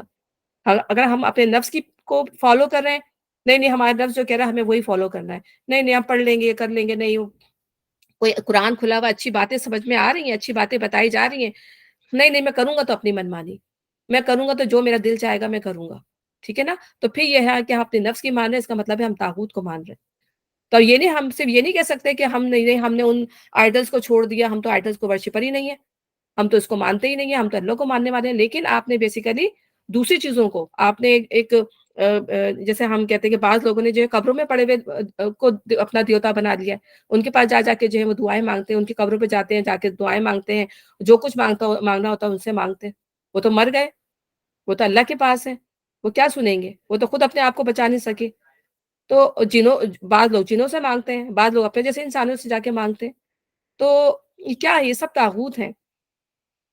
تو وہ سب سے پہلے جو ہے توحید، اللہ تعالیٰ کہنا کہ توحید کا اقرار کرنے کے بعد جو ہے پہلی چیز ہے طاغوت کا انکار کرنا ہے، تمام باطل چیزوں کا انکار کرنا ہے، تبھی ہم اصل میں ریئل مومن بن سکتے ہیں. تو اللہ پر ایمان لے آیا، اس نے ایک ایسا مضبوط سہارا تھام لیا جو کبھی ٹوٹنے والا نہیں. اور یہ بات یاد رکھیں گے، طاغوت جو ہوتا ہے وہ ہمیشہ قرآن کے اندر ہے کہ وہ ہمیشہ تین چیزوں کی طرف جو ہے وہ آپ کی رہنمائی کرتا ہے. ایک اسم، ایک عدوان اور ایک فواہش. ٹھیک ہے نا؟ تو اس اسم کیا ہوتا ہے؟ گناہ، ہر طرح کی گناہ کی چیز، اس میں چھوٹے گناہ بھی ہوں گے، اس میں بڑے گناہ بھی ہوں گے، وہ تمام چیزیں جو ہیں گناہوں میں آ جائیں گی. اور یہ طاغوت جو ہوگا، شیطان جو ہوگا، اس کی طرف رہنمائی کرے گا. پھر عدوان، اسم کے بعد جو وہ عدوان آتا ہے، یعنی کیا ہوتا ہے کہ انسان جو سرکش ہو جاتا ہے، روشنیاں اس کو نظر آتی ہیں، اس کو صحیح بات نظر آتی ہے، لیکن اس کے باوجود کیا ہوتا ہے کہ وہ سرکشی کرتا چلا جاتا ہے، نہیں مجھے نہیں ماننا. تو یہ عدوان، یہ زیادتی ہو جاتی ہے. پھر وہ لوگوں پہ ظلم بھی کرتا ہے، وہ لوگوں پہ زیادتی بھی کرتا ہے، وہ لوگوں کے مال جو ہے ناروا طریقے سے بھی کھاتا ہے. ٹھیک ہے نا؟ تو یہ ساری چیزیں اس عدوان میں آ جاتی ہیں. پھر فواہش، پھر فواہش کیا چیزیں؟ وہ حدود ہیں جو اللہ نے جن حدود میں انسان کو رکھا ہے کہ ان حدود سے باہر نہیں جانا، برائیوں میں نہیں پڑنا، انسان اس کو بھی کراس کر لیتا ہے. تو یہ تمام، یہ تین چیزوں کی طرف جو ہے شیطان جو ہے طاغوت جو ہے انسان کو ان چیزوں کی طرف لے جاتے ہیں، یہ طاغوت کہلاتی ہیں. تو ظاہر ہے جب اگر انسان مومن ہونے کا دعویٰ کرتا ہے تو انہیں ان تینوں چیزوں سے بچنا ہوگا، اپنے آپ کو بچانا ہوگا، اللہ کی طرف آنا ہوگا. تو اس نے ایک ایسا مضبوط، پھر اللہ تعالیٰ پایا کہ اس نے ایسا مضبوط سہارا تھام لیا جو کبھی ٹوٹنے والا نہیں. اور وہ سہارا کیا چیز ہے؟ اللہ کا سہارا. اور اللہ تعالیٰ نے وہ ایک رسی بنائی ہے سہارا. وہ اللہ دارے ہم اللہ کو کیسے دیکھیں، اللہ کو کیسے پہچانے؟ تو اللہ کو پہچاننے کے لیے پھر اللہ تعالیٰ نے قرآن اتارا، اللہ نے اپنی پہچان کرانے کے لیے قرآن اتارا. اور نبی صلی اللہ علیہ وسلم کا ارشاد ہے کہ اللہ تعالیٰ نے ایک رسی آسمان سے پھینکی. اللہ تعالیٰ نے ایک رسی آسمان سے پھینکی. سائمہ کچھ کہہ رہی ہیں آپ؟ جی حمیرہ، میں ذرا اس کی وضاحت چاہ رہی ہوں طاغوت کے بارے میں جو آپ نے ڈیٹیل بتائی ہے کہ اس کے تین درجے ہیں، جیسے فواہش، عدوان، اور تیسرا کیا؟ اسم ہوتا ہے گناہ، اوکے. الاسم والعدوان والفواحش، اچھا. یہ تین چیزیں قرآن میں بھی آئیں گی بھی. تو اوکے. طاغوت جو ہوتے ہیں نا شیطان، وہ زیادہ تر اسی طرح سے وار کرتے ہیں انسان کے اوپر. جزاک اللہ. وہی جا کے تو جو کوئی طاغوت کا انکار کرے، اللہ پہ ایمان لیا. ہاں، تو پھر میں بتائی تھی کہ رسی، نبی صلی اللہ علیہ وسلم نے فرمایا کہ اللہ تعالیٰ نے ایک آسمان سے ایک رسی پھینکی ہوئی ہے جو زمین تک ہے. اب جو چاہے اس کو پکڑ لے. تو جو پکڑ لے گا اسے مضبوط سہارا تھام لیا، یعنی قرآن کو جو ہے اللہ تعالیٰ اپنی رسی سے تعبیر کرتا ہے. تو اللہ تعالیٰ نے قرآن میں کہا نا، وَاعْتَصِمُوا بِحَبْلِ اللَّهِ جَمِيعًا وَلَا تَفَرَّقُوا، اللہ کی رسی کو مضبوطی سے تھام لو اور آپس میں تفرقہ مت پڑھو. تو بیسیکلی یہ قرآن ہے جس کو ہمیں مضبوطی سے تھامنا ہے، فرقے بازی میں نہیں پڑھنا ہمیں اپنے آپ کو. جو قرآن جس چیز کی ہدایت دے رہا ہے اس کو پر ہمیں جم جانا ہے. تو یہی اصل میں وہ سہارا ہے جو ہم نے تھام لیا. یہ جس کی وجہ سے پھر ہم دیکھیں گے کہ ہمارے معاشرے میں جو چیزیں بھی ہیں ان کو پھر ہم، اب مجھے بھی کل ایک تھی میری دوست، وہ کہیں گے کہ شب معراج کرنا چاہیے، شب برات کرنا چاہیے. کل وہ شاید درس میں آئی تھی تو ان کو تھوڑا سا میری باتوں سے لگا، کیونکہ کیا ہوتا ہے کہ لوگ پھر ہمیں، جب دیکھیں ہم قرآن کھلا ہوا ہے، قرآن کی آیتیں پڑھ رہے ہیں، تو جو چیز ہمیں غلط لگ رہی ہے ہم لوگوں کو بتا رہے ہیں. ٹھیک ہے نا؟ اب وہ پھر کیا ہوتا ہے کہ پھر لوگ ہمیں وہابیوں کا خطاب دینا شروع کر دیتے ہیں. آپ وہابی تو نہیں ہے، آپ یہ تو نہیں ہے، آپ یہ تو نہیں ہے. بھائی ہمارا نام تو مسلمان ہے، ہم نہ وہابی ہیں نہ ہم کوئی کسی اور کیٹیگری میں اپنے آپ کو فٹ کرتے ہیں. ہم مسلمان ہیں، ہم مومن ہیں، ہم اللہ تعالیٰ کو ماننے والے ہیں اور اللہ تعالیٰ ہی کی طرف دعوت دینے والے ہیں، اور صرف قرآن کو لیتے ہیں، حدیث کو لیتے ہیں اور وہ بات آپ تک پہنچاتے ہیں. اور جو چیز بھی ہمیں غلط لگے گی، قرآن کے مطابق نہیں ہوگی، وہ چیز غلط ہوگی. بہت ساری میری دوستیں بھی اپنی بھی ہیں، ظاہر وہ کہتی ہیں کہ یہ چیزیں تو وہ مانتی ہیں کہ بھئی ہم یہ تم تو کیا بتاتی ہو، وہابی ہو یا اس طریقے سے، اس طرح کی بات مجھ سے کہتی ہیں. میں نے کہا میرا کام سے ظاہر ہے بتا دینا ہے، کیونکہ میرا یہاں آنے کا مقصد، میرا بتانے کا مقصد بھی یہی ہے کہ میں صحیح بات لوگوں تک پہنچا دوں.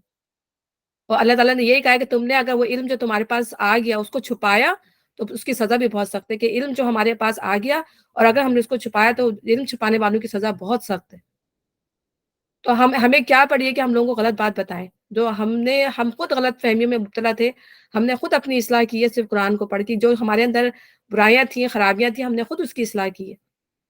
وہ اصلاح مذہبی طور پر ہو، ریلیجیس ہو، اور چاہے وہ اپنے اندر کی اخلاقی برائیاں ہوں ہمارے اندر، ان کو انسان کوشش کی، جب قرآن پڑھتا ہے تو اس کی اپنی اصلاح کرنے کی کوشش کرتا ہے. ٹھیک ہے نا؟ طاغوت سے پلٹ آتا ہے اچھائی کی طرف. جو کبھی ٹوٹنے والا نہیں ہو. اللہ جس کا سہارا اس نے لیا ہے، سب کو سننے اور جاننے والا ہے. تو اللہ تعالیٰ پھر جان لیتا ہے، جو طاغوت سے پلٹ آتا ہے اللہ بھی اس کو جان لیتا ہے کہ ہاں یہ بچنے والا ہے، یہ اللہ تعالیٰ کی طرف آنے والا ہے۔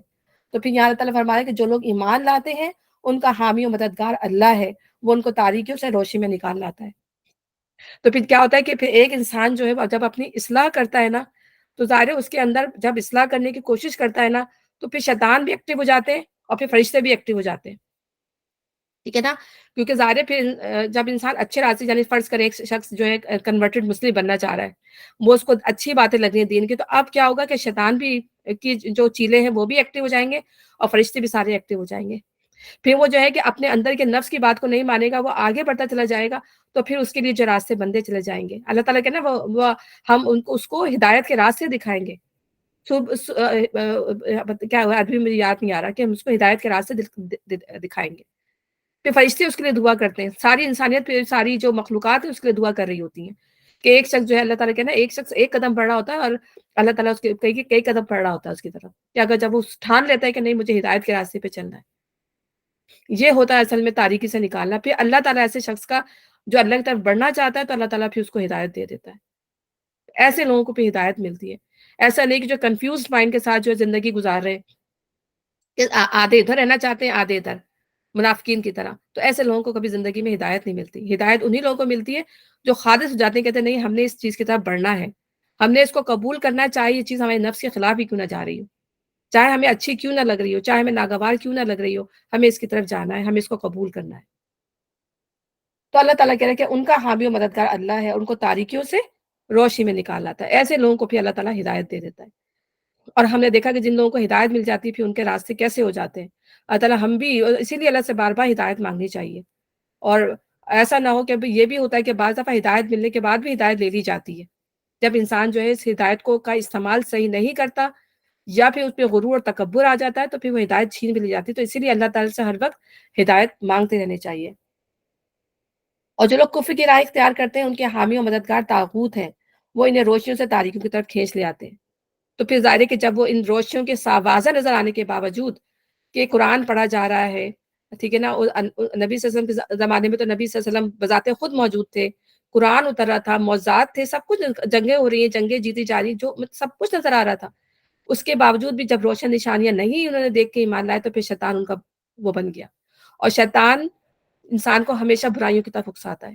اور جب اللہ کی طرف انسان آتا ہے نا، تو یہ بات بھی یاد رکھیں کہ جب انسان اللہ کی طرف آتا ہے، جب اللہ بندے کو تھام لیتا ہے تو پھر وہ چیز جو انسان کو عدل، ٹھیک ہے، احسان اور جو آپس میں رشتہ داروں کے ساتھ جو معاملات ہیں، اللہ تعالیٰ جو ہے پھر اس کی طرف، یہ اپوزٹ ہے، اسم والعدوان اور فواہش کا الٹ جو ہے عدل، احسان اور اچھا سلوک اپنے رشتہ داروں سے، اپنے گھر والوں سے۔ تو جب ایمان والے کا جو رویہ ہوگا وہ یہ ہوگا کہ اسلام جو ہے ہمیں عدل کا راستہ دکھاتا ہے، فیاضی کا راستہ دکھاتا ہے، ٹھیک ہے نا، اور ہمیں جو اپنے رشتہ داروں سے، اپنے گھر والوں سے تعلقات کو اچھا بہتر بنانے کا طریقہ بتاتا ہے۔ تو ان کے حامی مددگار طاغوت ہے، وہ انہیں روشنیوں سے تاریکیوں کی طرف کھینچ لے جاتے ہیں، یہ آگ میں جانے والے لوگ ہیں جہاں یہ ہمیشہ رہیں گے۔ تو جو ان کو مان لیتا ہے، ان کے پیچھے چل پڑتا ہے، تو پھر ایسے ہی لوگ جو ہے وہ جہنم میں جانے والے ہیں۔ اب یہاں پہ جو ہدایت اور گمراہی دینے کا جو معاملہ ہے، پھر اللہ تعالیٰ یہاں پر ان تمام، یہ اللہ تعالیٰ کی سنت ہے، اور اللہ تعالیٰ کس طرح گمراہی دیتا ہے، کس طرح ہدایت دیتا ہے، اللہ تعالیٰ نے اس کی کچھ مثالیں وضع کی ہیں، اللہ تعالیٰ نے اپنے علم کی، اپنی قدرت کی کچھ مثالیں یہاں پر بتائی ہیں۔ تو اس میں سے پہلی مثال جو ہے، کیا تم نے اس شخص کے حال پر غور نہیں کیا جس نے ابراہیم سے جھگڑا کیا تھا؟ جھگڑا اس بات پر کہ ابراہیم کا رب کون ہے، اور اس بنا پر کہ اس شخص کو اللہ نے حکومت دے رکھی تھی۔ جب ابراہیم نے کہا کہ میرا رب وہ ہے جس کے اختیار میں زندگی اور موت ہے، تو اس نے جواب دیا زندگی اور موت تو میرے اختیار میں ہے۔ ابراہیم نے کہا اچھا، اللہ سورج کو مشرق سے نکالتا ہے، تو ذرا اسے مغرب سے نکالنا۔ یہ سن کر وہ منکر حق ششدر رہ گیا۔ یہاں پر اس شخص کا امتحان لینا بھی مقصود تھا، اور وہ نمرود تھا۔ یعنی موسیٰ علیہ السلام کے زمانے میں جیسے وہ فرعون بادشاہ تھا تو فرعون تھا، اسی طرح ابراہیم علیہ السلام کے زمانے میں جو مشرک بادشاہ تھا وہ نمرود تھا، اور اس کو اللہ نے بہت طاقت دے رکھی تھی، بہت مال اور جاہ اس کو دے رکھی تھی۔ تو اللہ تعالیٰ جب کوئی کسی کو اقتدار دیتا ہے، کوئی نعمت دیتا ہے، تو اللہ تعالیٰ دیکھتا ہے کہ وہ شکر کرتا ہے یا کفر کرتا ہے۔ تو وہ کافر نعمت شخص تھا، اس نے اپنے آپ کو، ہمارے یہاں بھی جو نا جیسے بادشاہوں کا لقب ہوتا ہے ذل سبحانی، یعنی کیسے کیسے لقب رکھے ہوئے ہوتے ہیں کہ جو مطلب جو اللہ کو زیبا ہوتے ہیں، اس طرح کے انہوں نے لقب رکھے ہوئے ہوتے ہیں۔ تو وہ بجائے یہ کہ وہ لوگوں کے لیے جو ہے وہ ہمبل ہوں، نچلے ہو کے بیٹھے، بلکہ یہ کہ ان کی گردنیں تکبر سے اکڑ جاتی ہیں. تو یہاں پہ اللہ تعالیٰ کا جب نمرود کے پاس ابراہیم علیہ السلام کو بھیجا، تو جب انہوں نے اللہ کا پیغام دیا تو اس نے کہا رب کون ہے تمہارا جس کو تم پیغام پہنچا رہے ہو، کون ہے تمہارا رب؟ تو انہوں نے کہا کہ میرا وہ ہے جس کے اختیار میں زندگی اور موت ہے. تو وہ ہنسنے لگا اور آ کے کہنے لگا کہ زندگی اور موت کا اختیار تو میرے ہاتھ بھی ہے. اسے جیل سے 2 لوگ بلوائے اور ایک کو زندہ رہنے دیا، ایک کو مار دیا. ٹھیک ہے نا؟ تو ابراہیم علیہ السلام نے اس سے زیادہ بحث نہیں کی کہ بھائی اب تم نے جس کو مار دیا اس کو زندہ کر کے بھی دکھاؤ. اس سے زیادہ بحث نہیں کی. حضرت یہ آپ حکمت اور یہ آپ وزڈم دیکھیں، انہوں نے اس سے بڑی مثال پیش کر دی کہ چلو یہ چیز تو اس کے سامنے موجود ہے نا، ایسے کر کے دکھا دی. انہیں ایسی چیز کی مثال دی جو اس کے اختیار میں ہی نہیں تھی. اس نے کہا کہ اللہ تعالیٰ تو مشرق سے نکالتا ہے سورج، تو مغرب سے نکال کے دکھا دو آج. ظاہر وہ چیز اس کی پہنچ سے بہت دور تھی، وہ کر ہی نہیں سکتا تھا، اس کے اختیار میں ہی نہیں تھی. تو وہ لاجواب ہو گیا. تو یہ حکمت، یہ دعوت دینے کا طریقہ. اور ابراہیم علیہ السلام کی تو کیا بات ہے، اللہ تعالیٰ جگہ جگہ ان کی علم کی، ان کی وزڈم کی، ان کی ہیومینٹی کی، ہر چیز کی اللہ تعالیٰ نے تعریف فرمائی ہے کہ کس طرح سے وہ دعوت دیتے تھے. اس کے باوجود بھی وہ جو ہے وہ ایمان لے کے نہیں آیا. اور وہ کتنے وہ حربے کیے کہ وہ کسی طرح ابراہیم علیہ السلام کو مروا دیا جائے، آگ تک میں پھینکوا دیا. ہم دیکھتے ہیں کہ اللہ تعالیٰ نے وہ آگ ان پر ٹھنڈی کر دی. تو یہ بات میں بتانے کا مقصد یہ ہے کہ دیکھیں بڑی بڑی بادشاہیاں، بڑی بڑی سلطنتیں، لیکن یہ کسی کام نہیں آئیں گی جب انسان کے اندر جو ہے ایمان نہیں ہے. اور یہ شیطان ہے جو گمراہی میں لے کے چلے جاتے ہیں انسان کو. یہ طاغوت ہے جو یہ طاغوت بن جاتے ہیں. نہ صرف خود بہکے ہوئے ہوتے ہیں، مطلب لوگوں کو بھی اپنے ساتھ جو اپنی رعایا ہوتی ہے ان کو بھی بہکا رہے ہوتے ہیں. اور پھر اللہ تعالیٰ ہم اس کا انجام بھی ہے کہ اس کا انجام جب کتابوں میں بائبل وغیرہ میں پڑھتے ہیں تو اس کی ناک میں جو تھا وہ مچھر چلا گیا تھا، اور مچھر جانے کی وجہ سے وہ جراثیم سارے اس کے دماغ میں پہنچ گئے تھے. اور پھر یہ ایسا دیوانہ ہوا کہ موت اس کی اسی سے واقع ہوئی. کہ کتنا بڑا بادشاہ جو کہتا تھا میں زندہ کر سکتا ہوں، میں موت دے سکتا ہوں، ایک معمولی مچھر سے جو ہے یہ مر گیا. جو اللہ کہتے ہیں نا، اللہ تعالیٰ کہتا ہے کہ اللہ مچھر مکھی کی مثال کیوں دیتا ہے، جو ہم نے سورہ بقرہ میں ابھی شروع میں پڑھا. اس لیے دیتا ہے کہ اللہ تعالیٰ کی بہت ہی حقیر سی چیزیں ہیں، لیکن جب یہ اللہ تعالیٰ ان کو طاقتور بنا جائے تو پھر یہ اس سے بھی ایک انسان جو اپنے آپ کو اتنا بڑا سمجھتا ہے اس سے بچ نہیں سکتی. اس سے انسان اپنے آپ کو بچا نہیں سکتا. تو اتنا ہیومیلیٹنگ اس کا انجام تھا اس کا. لیکن اس کے باوجود بھی جو آنے والی نسلیں وہ پھر بھی نہیں لیتی، اس سے سبق نہیں لیتی. مگر اللہ ظالموں کو راہ راست نہیں دکھایا کرتا. یعنی جب جن کے دلوں پہ پردہ پڑ جاتا ہے، جن کی آنکھوں پہ پردہ پڑ جاتا ہے، حقیقت نظر آنے کے باوجود جب اس کو سمجھنے سے انسان انکار کر دیتا ہے، تو اللہ تعالیٰ کہہ رہا ہے کہ پھر وہ ظالم ہے، اور ایسے لوگوں کو جو ہے وہ ہدایت نہیں ملتی. پھر اللہ تعالیٰ نے دوسری مثال دی، یا پھر مثال کے طور پر اس شخص کو دیکھو جس کا گزر ایک ایسی بستی پر ہوا جو اپنی چھتوں پر اوندھی گری پڑی تھی. اس نے کہا یہ آبادی تو ہلاک ہو چکی ہے، اسے اللہ کس طرح دوبارہ زندگی بخشے گا. اس پر اللہ نے اس کی روح قبض کر لی اور وہ 100 برس تک مردہ پڑا رہا. پھر اللہ نے اسے دوبارہ زندگی بخشی. اس سے پوچھا بتاؤ کتنی مدت پڑے رہے ہو؟ اس نے کہا 1 دن یا چند گھنٹے رہا ہوں گا. فرمایا تم پر 100 برس اسی حالت میں گزر چکے ہیں. اب ذرا اپنے کھانے اور پانی کو دیکھو کہ اس میں ذرا تغیر نہیں آیا ہے. دوسری طرف ذرا اپنے گدھے کو بھی دیکھو کہ اس کا پنجر تک بہت سیدھا ہو رہا ہے، اور یہ ہم نے اس لیے کیا ہے کہ ہم تمہیں لوگوں کے لیے نشانی بنا دینا چاہتے ہیں. پھر دیکھو کہ ہڈیوں کے اس پنجر کو ہم کس طرح اٹھا کر گوشت پوش اس پر چڑھاتے ہیں.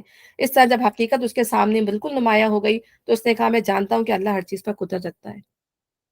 یہ بھی ایک نبی تھے، اللہ تعالیٰ ان کو نشانی بنانا چاہتے تھے لوگوں کے لیے. تو اللہ تعالیٰ اپنے انبیاءوں کو جو ہے اس طرح سے غیب کے معاملات بھی دکھا دیا کرتے تاکہ وہ اپنے اس کے مطابق جو ہے ظاہر علم یقین کی حیثیت سے، علم الیقین کی حیثیت سے جا کے لوگوں کے آگے پیش کریں. تو جب ان کے دل کو تھوڑا سا اطمینان چاہیے ہوتا ہے تو اللہ تعالیٰ سے سوال بھی کر دیا کرتے تھے، اور اللہ تعالیٰ ان کو اس کا مشاہدہ بھی کرا دیا کرتا تھا. تو اسی طرح یہ کہا جاتا ہے کہ یہ حضرت عزیر تھے جن کو یہ یہودی جو اللہ کا بیٹا مانتے ہیں، لیکن نام قرآن میں مینشن نہیں ہے، یہ ان کی اپنی کتابوں کے اندر ہے. تو ان کا غسل جو ہے جب اس بستی سے ہوا جو کھنڈر بنی ہوئی تھی، اور وہ جو ہے کہ بوسیدہ مطلب ہڈیاں پڑی ہوئی تھی ساری، تو انہوں نے کہا یہ تو مر کے بوسیدہ ہڈیاں ہو گئی ہیں، ان کا کیا حال ہوگا. تو اللہ تعالیٰ نے ان کو دکھانے کے لیے 100 سال تک اللہ تعالیٰ نے ان کو مار دیا. اٹھنے کے بعد اللہ نے 100 سال کے بعد ان سے پوچھا تو کہا کتنے عرصے رہے؟ انہوں نے کہا 1 دن یا آدھا دن یا کچھ گھنٹے. انہوں نے اپنا جو ایک صحیح اندازہ بتایا، اور اللہ تعالیٰ نے کہا کہ اپنے کھانے کو دیکھو، کھانا ویسی کا ویسی تھا. یعنی اللہ نے اپنی قدرت دکھائی کہ کھانا اللہ تعالیٰ کی یہاں یہ ٹائم لیمٹ، یہ چیز کچھ اہمیت نہیں رکھتی. اللہ کا ٹائم لیمٹ ہمارے ٹائم لیمٹ سے ٹوٹلی ڈفرینٹ ہے. کہ ایک سال میں کیا، 100 سال میں تو پوری پوری جنریشنز چینج ہو جاتی ہیں، حالات چینج ہو جاتے ہیں، کیا کچھ نہیں ہو جاتا سال کے صدی کے اندر. لیکن آپ یہ دیکھیں کہ اللہ نے اپنی قدرت سے دکھا دیا کہ نہ کھانا سڑا نہ کچھ. لیکن وہ گدھے کا کیا حال ہو گیا جو اس کا گدھا تھا کہ وہ بنجر بن چکا تھا. پھر اللہ تعالیٰ نے دکھایا کہ کس طرح اللہ تعالیٰ نے اس کو زندگی بخشی. اس کے سامنے اللہ تعالیٰ نے ان پروفٹ کے سامنے وہ دکھایا کہ کس طرح اللہ تعالیٰ نے ایک چیز کے بعد دوسری چیز اس کی ہڈیوں کو جوڑا. پھر اس کے بعد جو ہے اس کو گوشت کو اس کو گوشت پھیلایا، پھر کھال پہنائی، پھر اس کو زندہ کر کے سامنے اللہ نے ان کے کر دیا. تو ایسے ایسے معجزات جو ہے اللہ تعالیٰ نے جو ہے اپنے نبیوں کو بھی کرائے، بلکہ بنی اسرائیل کو تو کتنے اللہ تعالیٰ نے اس طرح کے واقعات دکھائے تاکہ وہ علم یقین ان کو آ جائے. اور پھر اتنی واضح روشن نشانی دیکھنے کے باوجود ہم تو یہ صرف پڑھتے ہیں، ہمیں تو پتہ ہی نہیں ہے، لیکن ان کو تو اللہ تعالیٰ نے آنکھوں سے مشاہدہ کرایا تھا. اس کے باوجود جو تھی ان کی سرکشی کا ہم عالم دیکھتے ہیں، کیونکہ بنی اسرائیل کی سرکشی کا عالم کیا تھا. دوسرا اگر آپ اپنے گدھے کو بھی دیکھو، اس کا پنجہ تک بہت سیدھا ہو رہا ہے. یہ ہم نے اس لیے کیا کہ ہم تمہیں لوگوں کے لیے ایک نشانی بنا دینا چاہتے ہیں. پھر دیکھو کہ ہڈیوں کے اس پنجر کو ہم نے کس طرح اٹھا کر گوشت پوشت پہ چڑھاتے ہیں. اس طرح جب حقیقت اس کے سامنے بالکل نمایاں ہو گئی تو اس نے کہا میں جانتا ہوں کہ اللہ ہر چیز پر قدرت رکھتا ہے، بے شک. اور وہ واقعہ بھی پیش نظر رہے جب ابراہیم نے کہا تھا میرے مالک مجھے دکھا دے تو مردوں کو کیسے زندہ کرتا ہے. فرمایا گیا کہ کیا تو ایمان نہیں رکھتا. اس نے عرض کیا ایمان تو میں رکھتا ہوں مگر دل کا اطمینان درکار ہے. اور یہاں بھی ہم دیکھیں حضرت ابراہیم السلام کیا اللہ تعالیٰ کہہ رہے ہیں، اللہ تعالیٰ نے تو ان کو شروع سے ہی وزڈم دی تھی، شروع سے اللہ تعالیٰ نے دین ان کو سکھا دیا تھا، دین کی ان کو سمجھ تھی شروع سے ہی. پھر انہوں نے ایسی بات کیوں کی؟ یعنی ان کے دل میں بھی ایک تجسس تھا کہ اللہ تم مردوں کو کیسے زندہ کرے گا. تو اللہ تعالیٰ نے کہا کہ تب دل نہیں مانتا، انہوں نے کہا نہیں اللہ تعالیٰ میں تو مانتا ہوں، میرا دل پورا اس کے اوپر ہے. تو پھر اللہ تعالیٰ نے ان کو بھی مشاہدہ کرایا اس بات کا کہ موت کے بعد جو ہے زندگی کیسے ہوگی. تو کہا کہ انہوں نے اس کا ایمان تو رکھتا ہوں مگر دل کا اطمینان درکار ہے. فرمایا اچھا تو 4 پرندے لے اور ان کو اپنے سے مانوس کر لے، پھر ان کا ایک ایک جز ایک ایک پہاڑ پر رکھ دے، پھر ان کو پکار وہ تیرے پاس دوڑے چلے آئیں گے. خوب جان لے کہ اللہ نہایت بااختیار اور حکیم ہے. پھر دیکھو 4 پرندے لیے، انہوں نے ان کو اپنے سے مانوس کیا، پھر ان کو کاٹ کر ان کے ٹکڑے جو ہے پہاڑ پہ رکھ دیے، اور جب ان کو پکارا تو وہ ان کے پاس اپنی اصلی حالت میں اڑتے ہوئے دوڑتے ہوئے چلے آ گئے. تو کس طرح اللہ تعالیٰ جو ہے اپنی نشانیاں اپنے انبیاء کو دکھاتے تھے تاکہ ان کو وہ اس علم کو لے کر جائیں اور لوگوں کو کہیں کہ ہاں یہ چیز میں نے اپنے آنکھوں سے چیز کا مشاہدہ کیا ہے. پھر وہ جا کے لوگوں کو اس بات کی جو ہے تعلیم دیں اور بتائیں لوگوں کو. ایگزیکٹلی ہمارا دیٹ وٹ آئی ریڈ کہ انہوں نے، کیونکہ جیسا ہوتا ہے نا حق الیقین عین الیقین، جی تو وہ لوگوں کو شہادت دینے کے لیے کہ میں نے اپنی آنکھوں سے دیکھا ہے، انہوں نے اس وجہ سے اللہ تعالیٰ سے کہا جی کہ بالکل صحیح ہاں بات ہے. جزاک اللہ. وٹنس بن جاتے ہیں نا، گواہ. کیونکہ اللہ تعالیٰ خود کہہ رہا ہے کہ ان کو گواہ کے طور پہ اللہ تعالیٰ کھڑے کرے گا. ہاں یہ پوائنٹ میں میرے ذہن سے بھی نکل گیا کہ اللہ تعالیٰ ان کو وٹنس کے اس پہ لے کے جاتا ہے، گواہ کے طور پہ اٹھائے گا نا. تو وہ یہ جو انبیاء کرام جو ہیں وہ گواہی کے طور پر کھڑے ہوتے ہیں. تو وہاں جب ایز اے وٹنس انہوں نے دیکھ لیا تو انہوں نے قوم کے سامنے جا کے بھی اس بات کو کہا کہ میں نے تو یہ چیز اپنے آنکھوں سے مشاہدہ کیا اس چیز کا کہ اللہ تعالیٰ مردوں کو زندہ کرے گا. پھر جو لوگ اپنے مال اللہ کی راہ میں صرف کرتے ہیں ان کے خرچ کی مثال ایسی ہے جیسے ایک دانہ بویا جائے اور اس سے 7 بالیں نکلیں اور ہر بال میں 100 دانے ہوں. اس طرح اللہ جس کے عمل کو چاہتا ہے افزونی عطا فرما دیتا ہے. اب یہاں پھر خرچ کی مثال بتائی جا رہی ہے کہ خرچ کرنا اللہ تعالیٰ کو کتنا زیادہ پسند ہے، اور اللہ کی راہ میں سب سے زیادہ اللہ کی راہ میں خرچ کرنا. بعض خرچ کا تو دنیا میں ہی پتہ چل جاتا ہے، ریوارڈ مل جاتا ہے. یعنی کہ فرض کریں کہ بھئی آپ نے کسی پہ خرچ کیا، آپ اس کو پھلتا پھولتا دیکھ لیں گے، بھئی ہاں میں اس کی مدد کرتا تھا، دیکھیں اللہ تعالیٰ نے اس کو کہاں سے کہا. فرض کریں کسی بچے کی پڑھائی کا انتظام آپ نے کر دیا، ٹھیک ہے، تو کیا ہوا کچھ عرصے میں وہ بچہ کیا ہوا ماشاء اللہ اس قابل ہو گیا کہ وہ اچھا پڑھ لکھ گیا، وہ اس کمانے قابل ہو گیا، کھانے کے قابل ہو گیا، تو اس کے پھل آپ کو دنیا میں بھی نظر آنے لگتے ہیں. اگر آپ کسی خاندان کی کفالت کر رہے ہوتے ہیں تو اس کے پھل آپ کو دنیا میں نظر آنے لگ رہے ہوتے ہیں. کہ لیکن جب دین کے راستے میں خرچ کرتا ہے تو اس میں صدیاں، اس میں تو بہت ٹائم لگ جاتا ہے، بعض دفعہ انسان کو پھل بھی نظر نہیں آتا، لیکن اس کا اجر جو ہے وہ اللہ تعالیٰ دینے والا ہے کہ اللہ تعالیٰ اس کا اجر اللہ تعالیٰ کے پاس لکھا جا رہا ہوتا ہے. اور کتنا بڑا اجر ہے. اللہ تعالیٰ نے پیچھے بھی ہم نے پڑھا نا کہ اللہ تعالیٰ اس کو قرض حسن کہتے ہیں کہ وہ قرض حسنہ ہے.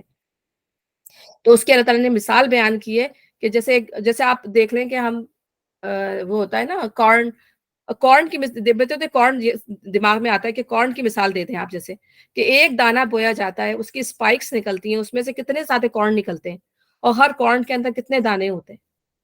تو بالکل اس طرح کہ اللہ تعالیٰ کی یہاں پہ مثال دے رہا ہے کہ ایسی ہے جیسے ایک دانہ بویا جائے اس سے 7 بالیں نکلے، ہر بال میں 100 دانے ہوں، اس طرح اللہ جس کے عمل کو چاہتا ہے افزونی عطا فرما دیتا ہے۔ تو نبی صلی اللہ علیہ وسلم نے بھی یہ فرمایا تھا، جب اللہ تعالیٰ نے یہ آیات نازل کی تو نبی صلی اللہ علیہ وسلم نے کہا کہ اللہ تعالیٰ میرے اپنے بندوں کو جو میری امت ہے اس کو اس سے بھی زیادہ دینا۔ تو پھر اللہ تعالیٰ کی آیات نازل ہوئی تھی کہ جو میرے لیے خرچ کرے گا، جو میرے راستے میں ثابت قدمی کرے گا، اللہ تعالیٰ میں اس کو بے حساب دوں گا۔ ٹھیک ہے نا؟ یہ تو اللہ تعالیٰ نے ایک تعبیر بتائی ہے کہ اللہ تعالیٰ جو ہے اس کے ایک دانے کو جو کتنا زیادہ جو ہے اس کو نشونما دے کے اس کا کتنا زیادہ 700 گنا تک اس کا اجر لے جاتا ہے اللہ تعالیٰ۔ اور یہ ڈیپینڈ کرتا ہے ہمارے ایمان کے اوپر، ہمارے عمل کے اوپر کہ ہم کتنے ثابت قدم ہیں، کتنا ہمارے اندر خلوص ہے، اسی لحاظ سے جو ہے اللہ تعالیٰ اس کو پھر افزونی عطا فرماتا ہے۔ جو لوگ اپنے مال اللہ کی راہ میں خرچ کرتے ہیں اور خرچ کر کے پھر احسان نہیں جتاتے اور نہ دکھ دیتے ہیں، ان کا اجر ان کے رب کے پاس ہے۔ تو اگر ہم اللہ تعالیٰ کے راستے میں خرچ کر رہے ہیں تو پھر ہمیں احسان نہیں جتانا۔ کتنی بڑی بات ہے کہ یہ کہ ہاں میں تمہیں دے تو دیا تھا تو پھر مانگنے آ گئے، ٹھیک ہے نا؟ تم نے کہاں خرچ کیے وہ پیسے؟ میں تمہیں دیے تھے، تم نے کہاں خرچ کیے؟ ایسے خرچ کر دیتے ہو۔ مطلب ہم کسی کو اگر کفالت کر رہے ہیں یا کسی کے بچے کا خرچ اٹھایا ہوا ہے یا کوئی بھی اور معاملہ ایسا ہے جو ہم کسی کو دے رہے ہیں اور ہم اس پہ اس کی پوچھ گچھ کر رہے ہیں کہ تم نے کیسے خرچ کیا، تم نے کہاں خرچ کیا، تو اس کا مطلب ہے کہ ہم بار بار اس کو یہ بات جتا رہے ہیں، اور یہ اللہ تعالیٰ کو یہ بات بہت ناپسندیدہ ہے کہ انسان خرچ کر کے جو ہے بعد میں اس سے پوچھے کہ تم نے جو ہے اس کو کہاں خرچ کیا۔ اب اس کی مرضی، آپ نے دے دیا بس آپ خاموش ہو جائے۔ اب باقی آپ کا اس کا اللہ کا معاملہ ہے کہ وہ اس کو کہاں خرچ کرتا ہے، کیسے خرچ کرتا ہے۔ آپ نے اس کو اس کی ضرورت سمجھ کے دیا تھا، آپ کو پتا تھا وہ ضرورت مند ہے، اور بار بار پوچھ کے جو ہے اس کو تکلیف دینا، اس پہ احسان جتانا، اللہ تعالیٰ کہہ رہا ہے اس سے بہتر یہ ہے کہ انسان جو کسی سے اچھی بات ہی کہہ دے کہ بھائی میرے پاس نہیں ہے، میں نہیں دے سکتا، ابھی میرے پاس نہیں ہے، جب میرا ہاتھ کھلا ہوگا میں دے دوں گا آپ کو۔ تو وہ بہت بہتر ہے اس چیز سے کہ انسان کسی کو دے کے جو ہے وہ احسان جتائے کہ میں نے ایسا خرچ کیا تھا، پھر بعد میں یا پھر وہ بعد میں جو لوگ آپ خرچ کر دیتے ہیں اور پھر وہ آپ کا شکریہ ادا نہیں کر رہے ہوتے یا آپ کی بات نہیں مان رہے ہوتے تو کہتے ہیں میں تمہارے پر اس وقت خرچ نہیں کیا تھا، میں تمہارے اوپر یہ نہیں کیا تھا، میں تو پھر وہ احسان جتا دیتے ہیں۔ یہ سارا کیا کرایا جو پھر وہ غارت ہو جاتا ہے، جو کچھ انسان نے کسی کے اوپر کیا ہوا ہوتا ہے۔ تو اللہ تعالیٰ کہہ رہا ہے کہ اللہ کی راہ میں خرچ کرتے ہیں اور خرچ کر کے پھر احسان نہیں جتاتے اور نہ دکھ دیتے، ان کا اجر ان کے رب کے پاس ہے، ان کے لیے کسی رنج اور خوف کا موقع نہیں۔ ایک میٹھا بول اور ناگوار بات پر ذرا سی چشم پوشی اس خیرات سے بہتر ہے اس کے پیچھے دکھ ہو۔ اللہ بے نیاز ہے اور بردباری اس کی صفت ہے، یعنی اللہ تعالیٰ خود غنی ہے، اللہ تعالیٰ خود غنی اور حلیم ہے، اور حلیم اللہ کی جو صفت یہاں پر آئی ہے کہ اللہ تعالیٰ لوگوں کی مطلب حرکتیں دیکھ رہا ہے۔ بردبار کا مطلب یہ ہوتا ہے کہ اللہ تعالیٰ برداشت کرنے والا ہے، کتنا زیادہ اللہ تعالیٰ برداشت کر رہا ہے لوگوں کی حرکتوں کو، اس کے باوجود اللہ تعالیٰ لوگوں کو معاف کر دیتا ہے، سزا نہیں دیتا۔ یہ حلیم اللہ کی یہ ذات ہے، صبور اللہ کی ذات ہے، سب سے زیادہ صابر۔ تو اللہ زیادہ سے صابر، اللہ سبحانہ تعالیٰ سے زیادہ غنی، اللہ سبحانہ تعالیٰ سے زیادہ حلیم کون ہوگا کہ لوگوں کی خطاؤں کے باوجود، لوگوں کی غلطیوں کے باوجود جو ہے وہ انہیں کچھ نہیں کہتا، تھوڑے رکھتا ہے۔ کیسے کیسے ہم معاملات دنیا کے اندر دیکھ رہے ہیں، کتنے کتنے ظلم ہم دیکھ رہے ہیں، لیکن اللہ تعالیٰ پھر کہتے ہیں کہ اللہ کی مدد کیوں نہیں آ رہی؟ اللہ تعالیٰ دیکھ رہا ہوتا ہے ایک وقت تک، اس کے بعد پھر اللہ تعالیٰ کی پکڑ بھی بہت سخت ہوتی ہے۔ تو یہاں پہ اللہ تعالیٰ نے کہا کہ اللہ تعالیٰ غنی حلیم ہے، اللہ تعالیٰ ہر چیز سے بے پرواہ ہے، اس کو کسی چیز کی ضرورت نہیں ہے، اللہ تعالیٰ بردبار ہے۔ اور اللہ تعالیٰ ہم سے بھی یہ تقاضا کرتا ہے، جو صفات اللہ تعالیٰ کے اندر ہیں، اللہ تعالیٰ اچھی صفات ساری اپنے بندوں میں بھی دیکھنا چاہتا ہے، کہ اللہ تعالیٰ کہتا ہے کہ میرے بندوں میں بھی یہ چیزیں ہونی چاہیے۔ اگر میں رحمان اور رحیم ہوں تو وہ بندے سے بھی تقاضا کرتا ہے کہ اس کے اندر بھی یہ چیزیں ہوں کہ وہ اب دوسرے بندوں پر رحم کریں، ٹھیک ہے؟ اگر میں برداشت کر رہا ہوں تو میرے بندوں کو، جو نیک بندے ان کو چاہیے کہ وہ بھی لوگوں کی غلطیوں کو معاف کر دیں، برداشت کریں، ٹھیک ہے؟ تو یہاں پہ اللہ تعالیٰ ہمیں یہ سبق دے رہے ہیں۔ ایمان لانے والوں اپنے صدقات کو احسان جتا کر دکھ دے کر اس شخص کی طرح خاک میں نہ ملا دو جو اپنا مال محض لوگوں کو دکھانے کو خرچ کرتا ہے اور نہ اللہ پر ایمان رکھتا ہے نہ آخرت پر ایمان رکھتا ہے۔ یعنی اس کا کیا ہے کہ اس کا پھر مقصد کیا ہوتا ہے، وہ دنیا دکھاوے کے لیے لوگوں کو دیتا ہے۔ پھر اللہ تعالیٰ نے اس کی مثال کتنی خوبصورت دی ہے کہ اس خرچ ایسی ہے جیسے ایک چٹان تھی، اس سے مٹی کی تہ جمی ہوئی تھی، ٹھیک ہے؟ اس پر جب زور کا مے برسا تو ساری مٹی بہہ گئی اور صاف چٹان کی چٹان رہ گئی، ٹھیک ہے نا؟ تو اس کی مثال ہے، یعنی خرچ کیا کیا ہوا کہ جو ایک پتھر پہ جیسے سمجھے کہ ایک ڈسٹ سی ہوتی ہے، بارش آئی اور سب بہا کر لے گئی۔ تو اسی طرح اس انسان کی بھی خرچ کی مثال ایسی ہے کہ جب اسے دکھاوے کے لیے دیا، ریاکاری کے لیے دیا، تو اس کے ہاتھ کچھ نہیں ہوا، اس کا جو نامہ اعمال ہے وہ خالی کا خالی رہا، اس میں کچھ بھی نہیں لکھا گیا، تو خالی ہے۔ ایسے لوگ اپنے نزدیک خیرات کر کے جو نیکی کماتے ہیں، اس سے کچھ بھی ان کے ہاتھ نہیں آتا، اور کافروں کو سیدھی راہ دکھانا اللہ کا دستور نہیں۔ اور پھر وہ اس کو کہتے ہیں کہ بڑی نیک نامی کے لیے، اپنے نام کمانے کے لیے، پھر کہتے ہیں میں تو صحیح راستے پہ میں خرچ تو کر رہا ہوں، یہ تو کر رہا ہوں. لیکن اللہ تعالیٰ کرے ایسے لوگوں کو پھر اللہ تعالیٰ ہدایت ہم نے ہدایت کا حصول پڑھ لیا کہ ہدایت کیسے لوگوں کو ملتی ہے. ایسے لوگوں کو ہدایت نہیں ملتی جو اللہ تعالیٰ کے نام کو یوز کرتے ہیں غلط مقصد کے لیے. چیریٹی کے بڑے بڑے چیریٹی کے وہ بنا لیں گے، خرچ کریں گے، لیکن سارا مقصد کیا ہوگا؟ دکھاوا، دنیا میں نام و نمود، ریا کرنا. بخلاف اس کے جو لوگ اپنے مال محض اللہ کی رضا جوئی کے لیے دل کے پورے ثبات و قرار کے ساتھ خرچ کرتے ہیں، ان کے خرچ کی مثال ایسی ہے جیسے کسی سطح مرتفع پہ ایک باغ ہو، اگر زور کی بارش ہو جائے تو دگنا پھل لائے، اور اگر زور کی بارش نہ بھی ہو تو اس پر ہلکی پھوار ہی اس کے لیے کافی ہو جائے.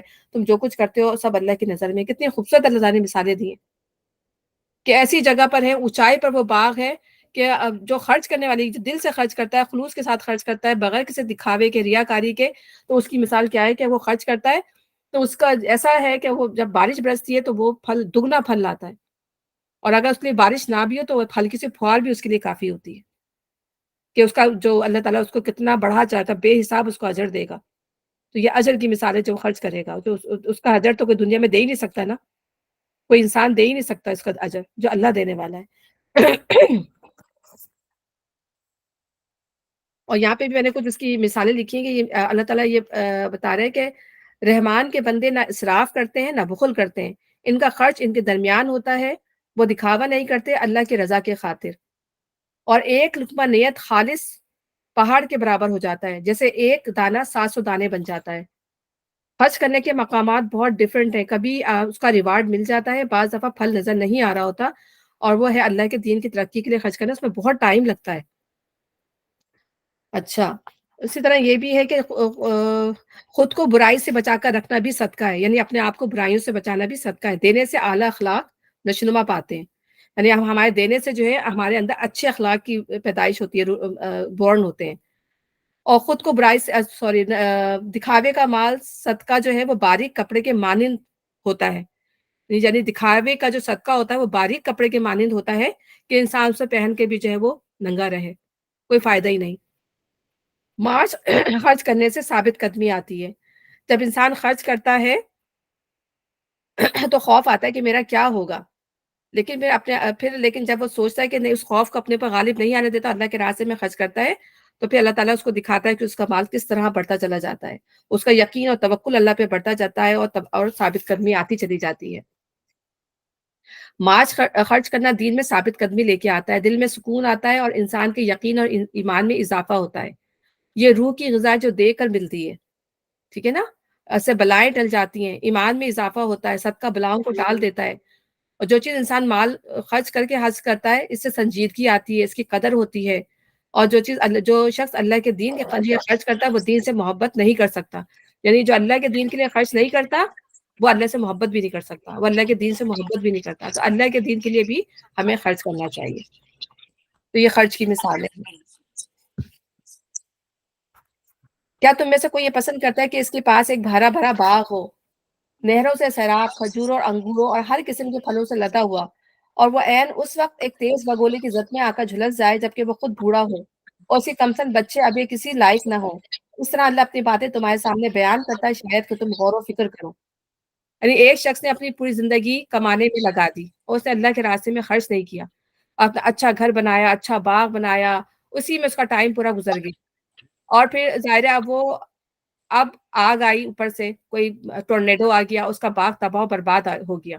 اب وہ اتنا بوڑھا ہو گیا ہے کہ اب اس کی اولاد بھی ناتواں چھوٹی ہے، اس قابل نہیں ہے، اس کی اولاد بھی چھوٹی سی ہے، کچھ کمانے کے قابل نہیں ہے، خود بھی اتنا بوڑھا ہو گیا کہ کمانے کے قابل نہیں ہے، تباہ برباد ہو گیا. تو اللہ تعالیٰ یہی کہہ رہا ہے کہ جب انسان جو ہے اللہ کے راستے میں خرچ نہیں کرتا، ٹھیک ہے نا، یا دکھاوا کرتا ہے یا ریاکاری کرتا ہے، تو پھر جب وہ اللہ کے آگے جائے گا تو اس کے پاس وہ سب کچھ ختم ہو جائے گا. دنیا میں سے جتنی بھی محنت کی ہوگی وہ سب کے سب جو ہے اس کو کچھ بھی اس میں سے حاصل نہیں ہوگا. تو ساری دنیا کی جو محنت ہے اس کی زیارت اور اکارت جائے گی. یہاں پہ اللہ تعالیٰ نے یہ مثال بیان دی ہے. اے لوگوں جو ایمان لائے ہو، جو مال تم نے کمائے اور جو کچھ ہم نے زمین سے تمہارے لیے نکالا اس میں سے بہتر حصہ راہ خدا میں خرچ کرو. ایسا نہ ہو کہ اس کی راہ میں دینے کے لیے بری سے بری چیز چھانٹنے کی کوشش کرنے لگو، حالانکہ وہی چیز اگر کوئی تمہیں دے تو تم ہرگز اسے لینا گوارا نہ کرو. آج ہمارا معاملہ بھی یہی ہوتا ہے کہ کپڑے بچ گئے جی والے کپڑے ہمیں پسند نہیں ہے، ہم کسی ماسی کو اس کو دے دیتے ہیں یا اس کو دے دیتے ہیں، ٹھیک ہے نا، چلے ٹھیک ہے، لیکن آپ اس نیت سے نہ دیں کہ حد سے ہمیں ثواب ملے گا. ویسے آپ دے دیں دیکھیں آپ کی یہ بھی صدقے میں دے دیتی ہوں، یہ چیز میں صدقے میں دے دیتی ہوں، اب آپ کی دل سے اتر گئی وہ چیز، آپ نے کہا میں صدقے میں دے دیتی ہوں۔ عرب کے لوگوں کا بھی یہی حال تھا کہ اچھا سے اچھا مال جو ان کی ہوتا تھا وہ اپنے بتوں کے آگے پیش کر دیتے تھے، اور جو خراب مال تھا وہ اللہ کے لیے نکال کے رکھ دیتے تھے، اور جب ان کی بتوں کو ضرورت پڑتی تھی تو اس مال سے بھی نکال کے وہ اپنے بتوں کے لیے چڑھا دیا کرتے تھے۔ تو یہ ان کا حال تھا۔ تو ہم بھی اپنا جائزہ لیں کہ ہم کون سا مال جو ہے وہ اللہ کے راستے میں خرچ کر رہے ہیں۔ کسی کے دوسروں کو دے رہے ہیں تو کیا ہم وہی مال دے رہے ہیں جو ہم اپنے لیے پسند کرتے ہیں، یا وہی چیز دوسروں کو لوٹا رہے ہیں جو ہم اپنے لیے پسند کرتے ہیں۔ تو یہاں پہ یہی بات اللہ تعالیٰ نے دی ہے کہ ایسا نہ ہو کہ اس کی راہ میں دینے کے لیے بری سے بری چیز چھاڑنے لگو، حالانکہ وہی چیز اگر کوئی تمہیں دے تو تم ہرگز اسے لینا گوارا نہ کرو گے، الا یہ کہ اس کو قبول کرنے میں تم اغماض برت جاؤ، یعنی تم آنکھ بند کر کے لے لو، تمہیں پتہ نہیں چلے کہ وہ چیز کس نے کیا دی ہے۔ تمہیں جان لینا چاہیے کہ اللہ بے نیاز ہے اور بہترین صفات سے متصف ہے، یعنی اللہ تعالیٰ بہترین ہے اور بہترین چیزوں کو پسند کرتا ہے۔ تو اللہ تعالیٰ جو انسان کی جو شخصیت بنا رہے ہیں، ہماری جو شخصیت بنا رہے ہیں، تو اللہ تعالیٰ ہم سے بھی بہترین کا تقاضا کرتے ہیں کہ اللہ تعالیٰ نے ہمیں جو مال دیا ہے، جو کچھ بھی اللہ نے دیا ہے، تو اللہ تعالیٰ ہم سے اس سے بہترین چیزوں کا دینے کا تقاضا کرتے ہیں۔ شیطان تمہیں مفلسی سے ڈراتا ہے اور شرمناک طرز عمل اختیار کرنے کی ترغیب دیتا ہے، یعنی کنجوسی کی ترغیب دیتا ہے کہ اللہ کے راستے میں خرچ نہیں کرو، یا اس کے لیے مال نہ نکالو، تم مفلس ہو جاؤ گے، تم بخیل بن جاؤ گے، تم تنگ دست ہو جاؤ گے، مگر اللہ تمہیں اپنی بخشش اور فضل کی امید دلاتا ہے۔ اور بارہا ہم اس کا مشاہدہ کرتے ہیں کہ کبھی ہم نے ایسا ہوتا ہے کہ کبھی ہم نے بڑے خلوص سے دل سے دیا ہوتا ہے تو اللہ ہمیں دے دیتا ہے، نظر بھی ہمیں دنیا میں اللہ تعالیٰ دکھا دیتے ہیں کہ ارے یہ کیا، یہ پیسے تو مجھے یہاں پڑے ہوئے مل گئے، یہ پیسے تو میرے پاکٹ میں سے نکل آئے۔ ہم دیکھتے ہیں کہ ہم نے کبھی اللہ کے راستے میں دیا ہوتا ہے تو اللہ تعالیٰ اس کے ڈبل ہمیں گھر دے دیتا ہے، دکھا دیتا ہے اللہ تعالیٰ ہمیں۔ اللہ بڑا فراغ دست اور دانا ہے، جس کو چاہتا ہے حکمت عطا کرتا ہے، اور جس کو حکمت ملی اسے حقیقت میں بڑی دولت مل گئی۔ یہ حکمت کی باتیں جو اللہ تعالیٰ ہمیں بتا رہے ہیں، دانائی کی باتیں جو اللہ تعالیٰ ہمیں فرما رہے ہیں قرآن کے اندر، اخلاقیات ہیں جو اللہ تعالیٰ ہمیں سکھا رہے ہیں۔ اللہ تعالیٰ کو کیا حاصل ہے ان تمام چیزوں سے کہ ہم خرچ کریں، بار بار اللہ تعالیٰ خرچ کا تقاضا کرتے ہیں، بار بار اللہ تعالیٰ کہتے ہیں کہ لوگوں کے ساتھ اچھی بات کرو، نرمی سے بات کرو، تو اس میں اللہ تعالیٰ کا کیا ہے؟ اس میں سب کچھ ہمارے لیے ہے کہ ہم اسے سیکھیں، ہم اپنی اصلاح کریں، تاکہ ہم جو ہے اللہ تعالیٰ کے آگے جو سرخرو ہو سکے۔ ان باتوں سے صرف وہی لوگ سبق لیتے ہیں جو دانش مند ہیں، تو وہ جو اللہ سے ڈرنے والے ہوں گے، جو سمجھنے والے ہوں گے، جو برائی کو جان کے اس سے ہٹ جانے والے ہوں گے اور سیدھے راستے پہ چلنے والے ہوں گے، وہی اصل میں دانش مند ہیں۔ اور جو برائی کو برائی جانتے ہوئے بھی اس کے پیچھے چل پڑیں گے، وہ اصل میں دانش مند نہیں ہے۔ تمہیں جو کچھ بھی خرچ کیا ہو، جو نظر بھی مانی ہو، اللہ کو اس کا علم ہے، اور ظالم کا کوئی مددگار نہیں۔ اگر اپنے صدقات علانیہ دو تو یہ بھی اچھا ہے، لیکن اگر چھپا کر حاجت مندوں کو دو تو یہ تمہارے حق میں زیادہ بہتر ہے۔ تمہاری بہت سی برائیاں اس طرز عمل سے محو ہو جاتی ہیں، اور جو کچھ تم کرتے ہیں اللہ کو بہرحال اس کی خبر ہے۔ تو مال کو اللہ تعالیٰ نے منع نہیں کیا کہ دکھا کے دے سکتے ہیں، لیکن دکھا کے دینے میں کیا ہوتا ہے کہ ریاکاری ہمارے دل میں آ سکتی ہے۔ تو اللہ نے کہا کہ اگر چھپا کر دو تو یہ تمہارے لیے بہتر ہے، اس سے یہ ہوگا کہ ہمارے دل میں کوئی بھی برائی آ رہی ہوگی وہ چھپ جائے گی۔ کسی کا مائک کھلا ہوا ہے نا، تو وہ جو ہمارے دل میں اگر جو برائی آ رہی ہوتی ہے وہ اس سے جو ہے وہ ہو جاتی ہے۔ تو زیادہ تر نیکیاں کرنے کا حکم یہی ہے کہ نیکی جو ہے انسان چھپ کے ہی کرے تو زیادہ اچھا ہے، کیونکہ ظاہر انسان کا دل ہے، شیطان سوار رہتا ہے ہر وقت، اور کچھ نہ کچھ برائی آ جاتی ہے۔ فرض کریں اگر میں یہاں درس بھی دے رہی ہوں تو کبھی انسان کے ہاں میں درس دے رہی ہوں، کبھی انسان کے اندر شیطان جو برائی ڈال رہا ہوتا ہے آپ کے دماغ کے اندر۔ تو اللہ تعالیٰ سے دعا کرنی چاہیے کہ اللہ تعالیٰ ہمیں شیطان کے ہر ڈالے ہوئے فتنے سے محفوظ فرمائے، ہمیں بچائے اس کے ہر وار سے جو وہ ہر طرح سے آنے کی کوشش کرتا ہے، ہر طرح سے انسان کو بہکانے کی کوشش کرتا ہے۔ تو تمہاری بہت سی برائیاں اس طرز عمل سے محو ہو جاتی ہے، جو کچھ تم کرتے ہو اللہ کو بہرحال اس کی خبر ہے۔ میرے خیال سے کافی ہے، پھر انشاءاللہ تعالیٰ ہم کنٹینیو کریں گے اس کو نیکسٹ ویک انشاءاللہ۔ وہ اچھا خاصا ڈیٹیل آ جاتی ہے اور پھر کافی لمبا ہو جاتا ہے، تو انشاءاللہ آج کے لیے پھر اتنا ہی کافی ہے۔ تو ربنا تقبل منا انک انت السمیع العلیم وتب علینا انک انت التواب الرحیم سبحانک اللہم وبحمدک اشہد ان لا الہ الا انت استغفرک واتوب الیک۔ السلام علیکم ورحمۃ اللہ وبرکاتہ۔ وعلیکم وعلیکم السلام السلام ورحمۃ ورحمۃ اللہ اللہ وبرکاتہ۔ وعلیکم السلام، جزاک اللہ خیر۔ وبرکاتہ۔ وعلیکم السلام ورحمۃ اللہ۔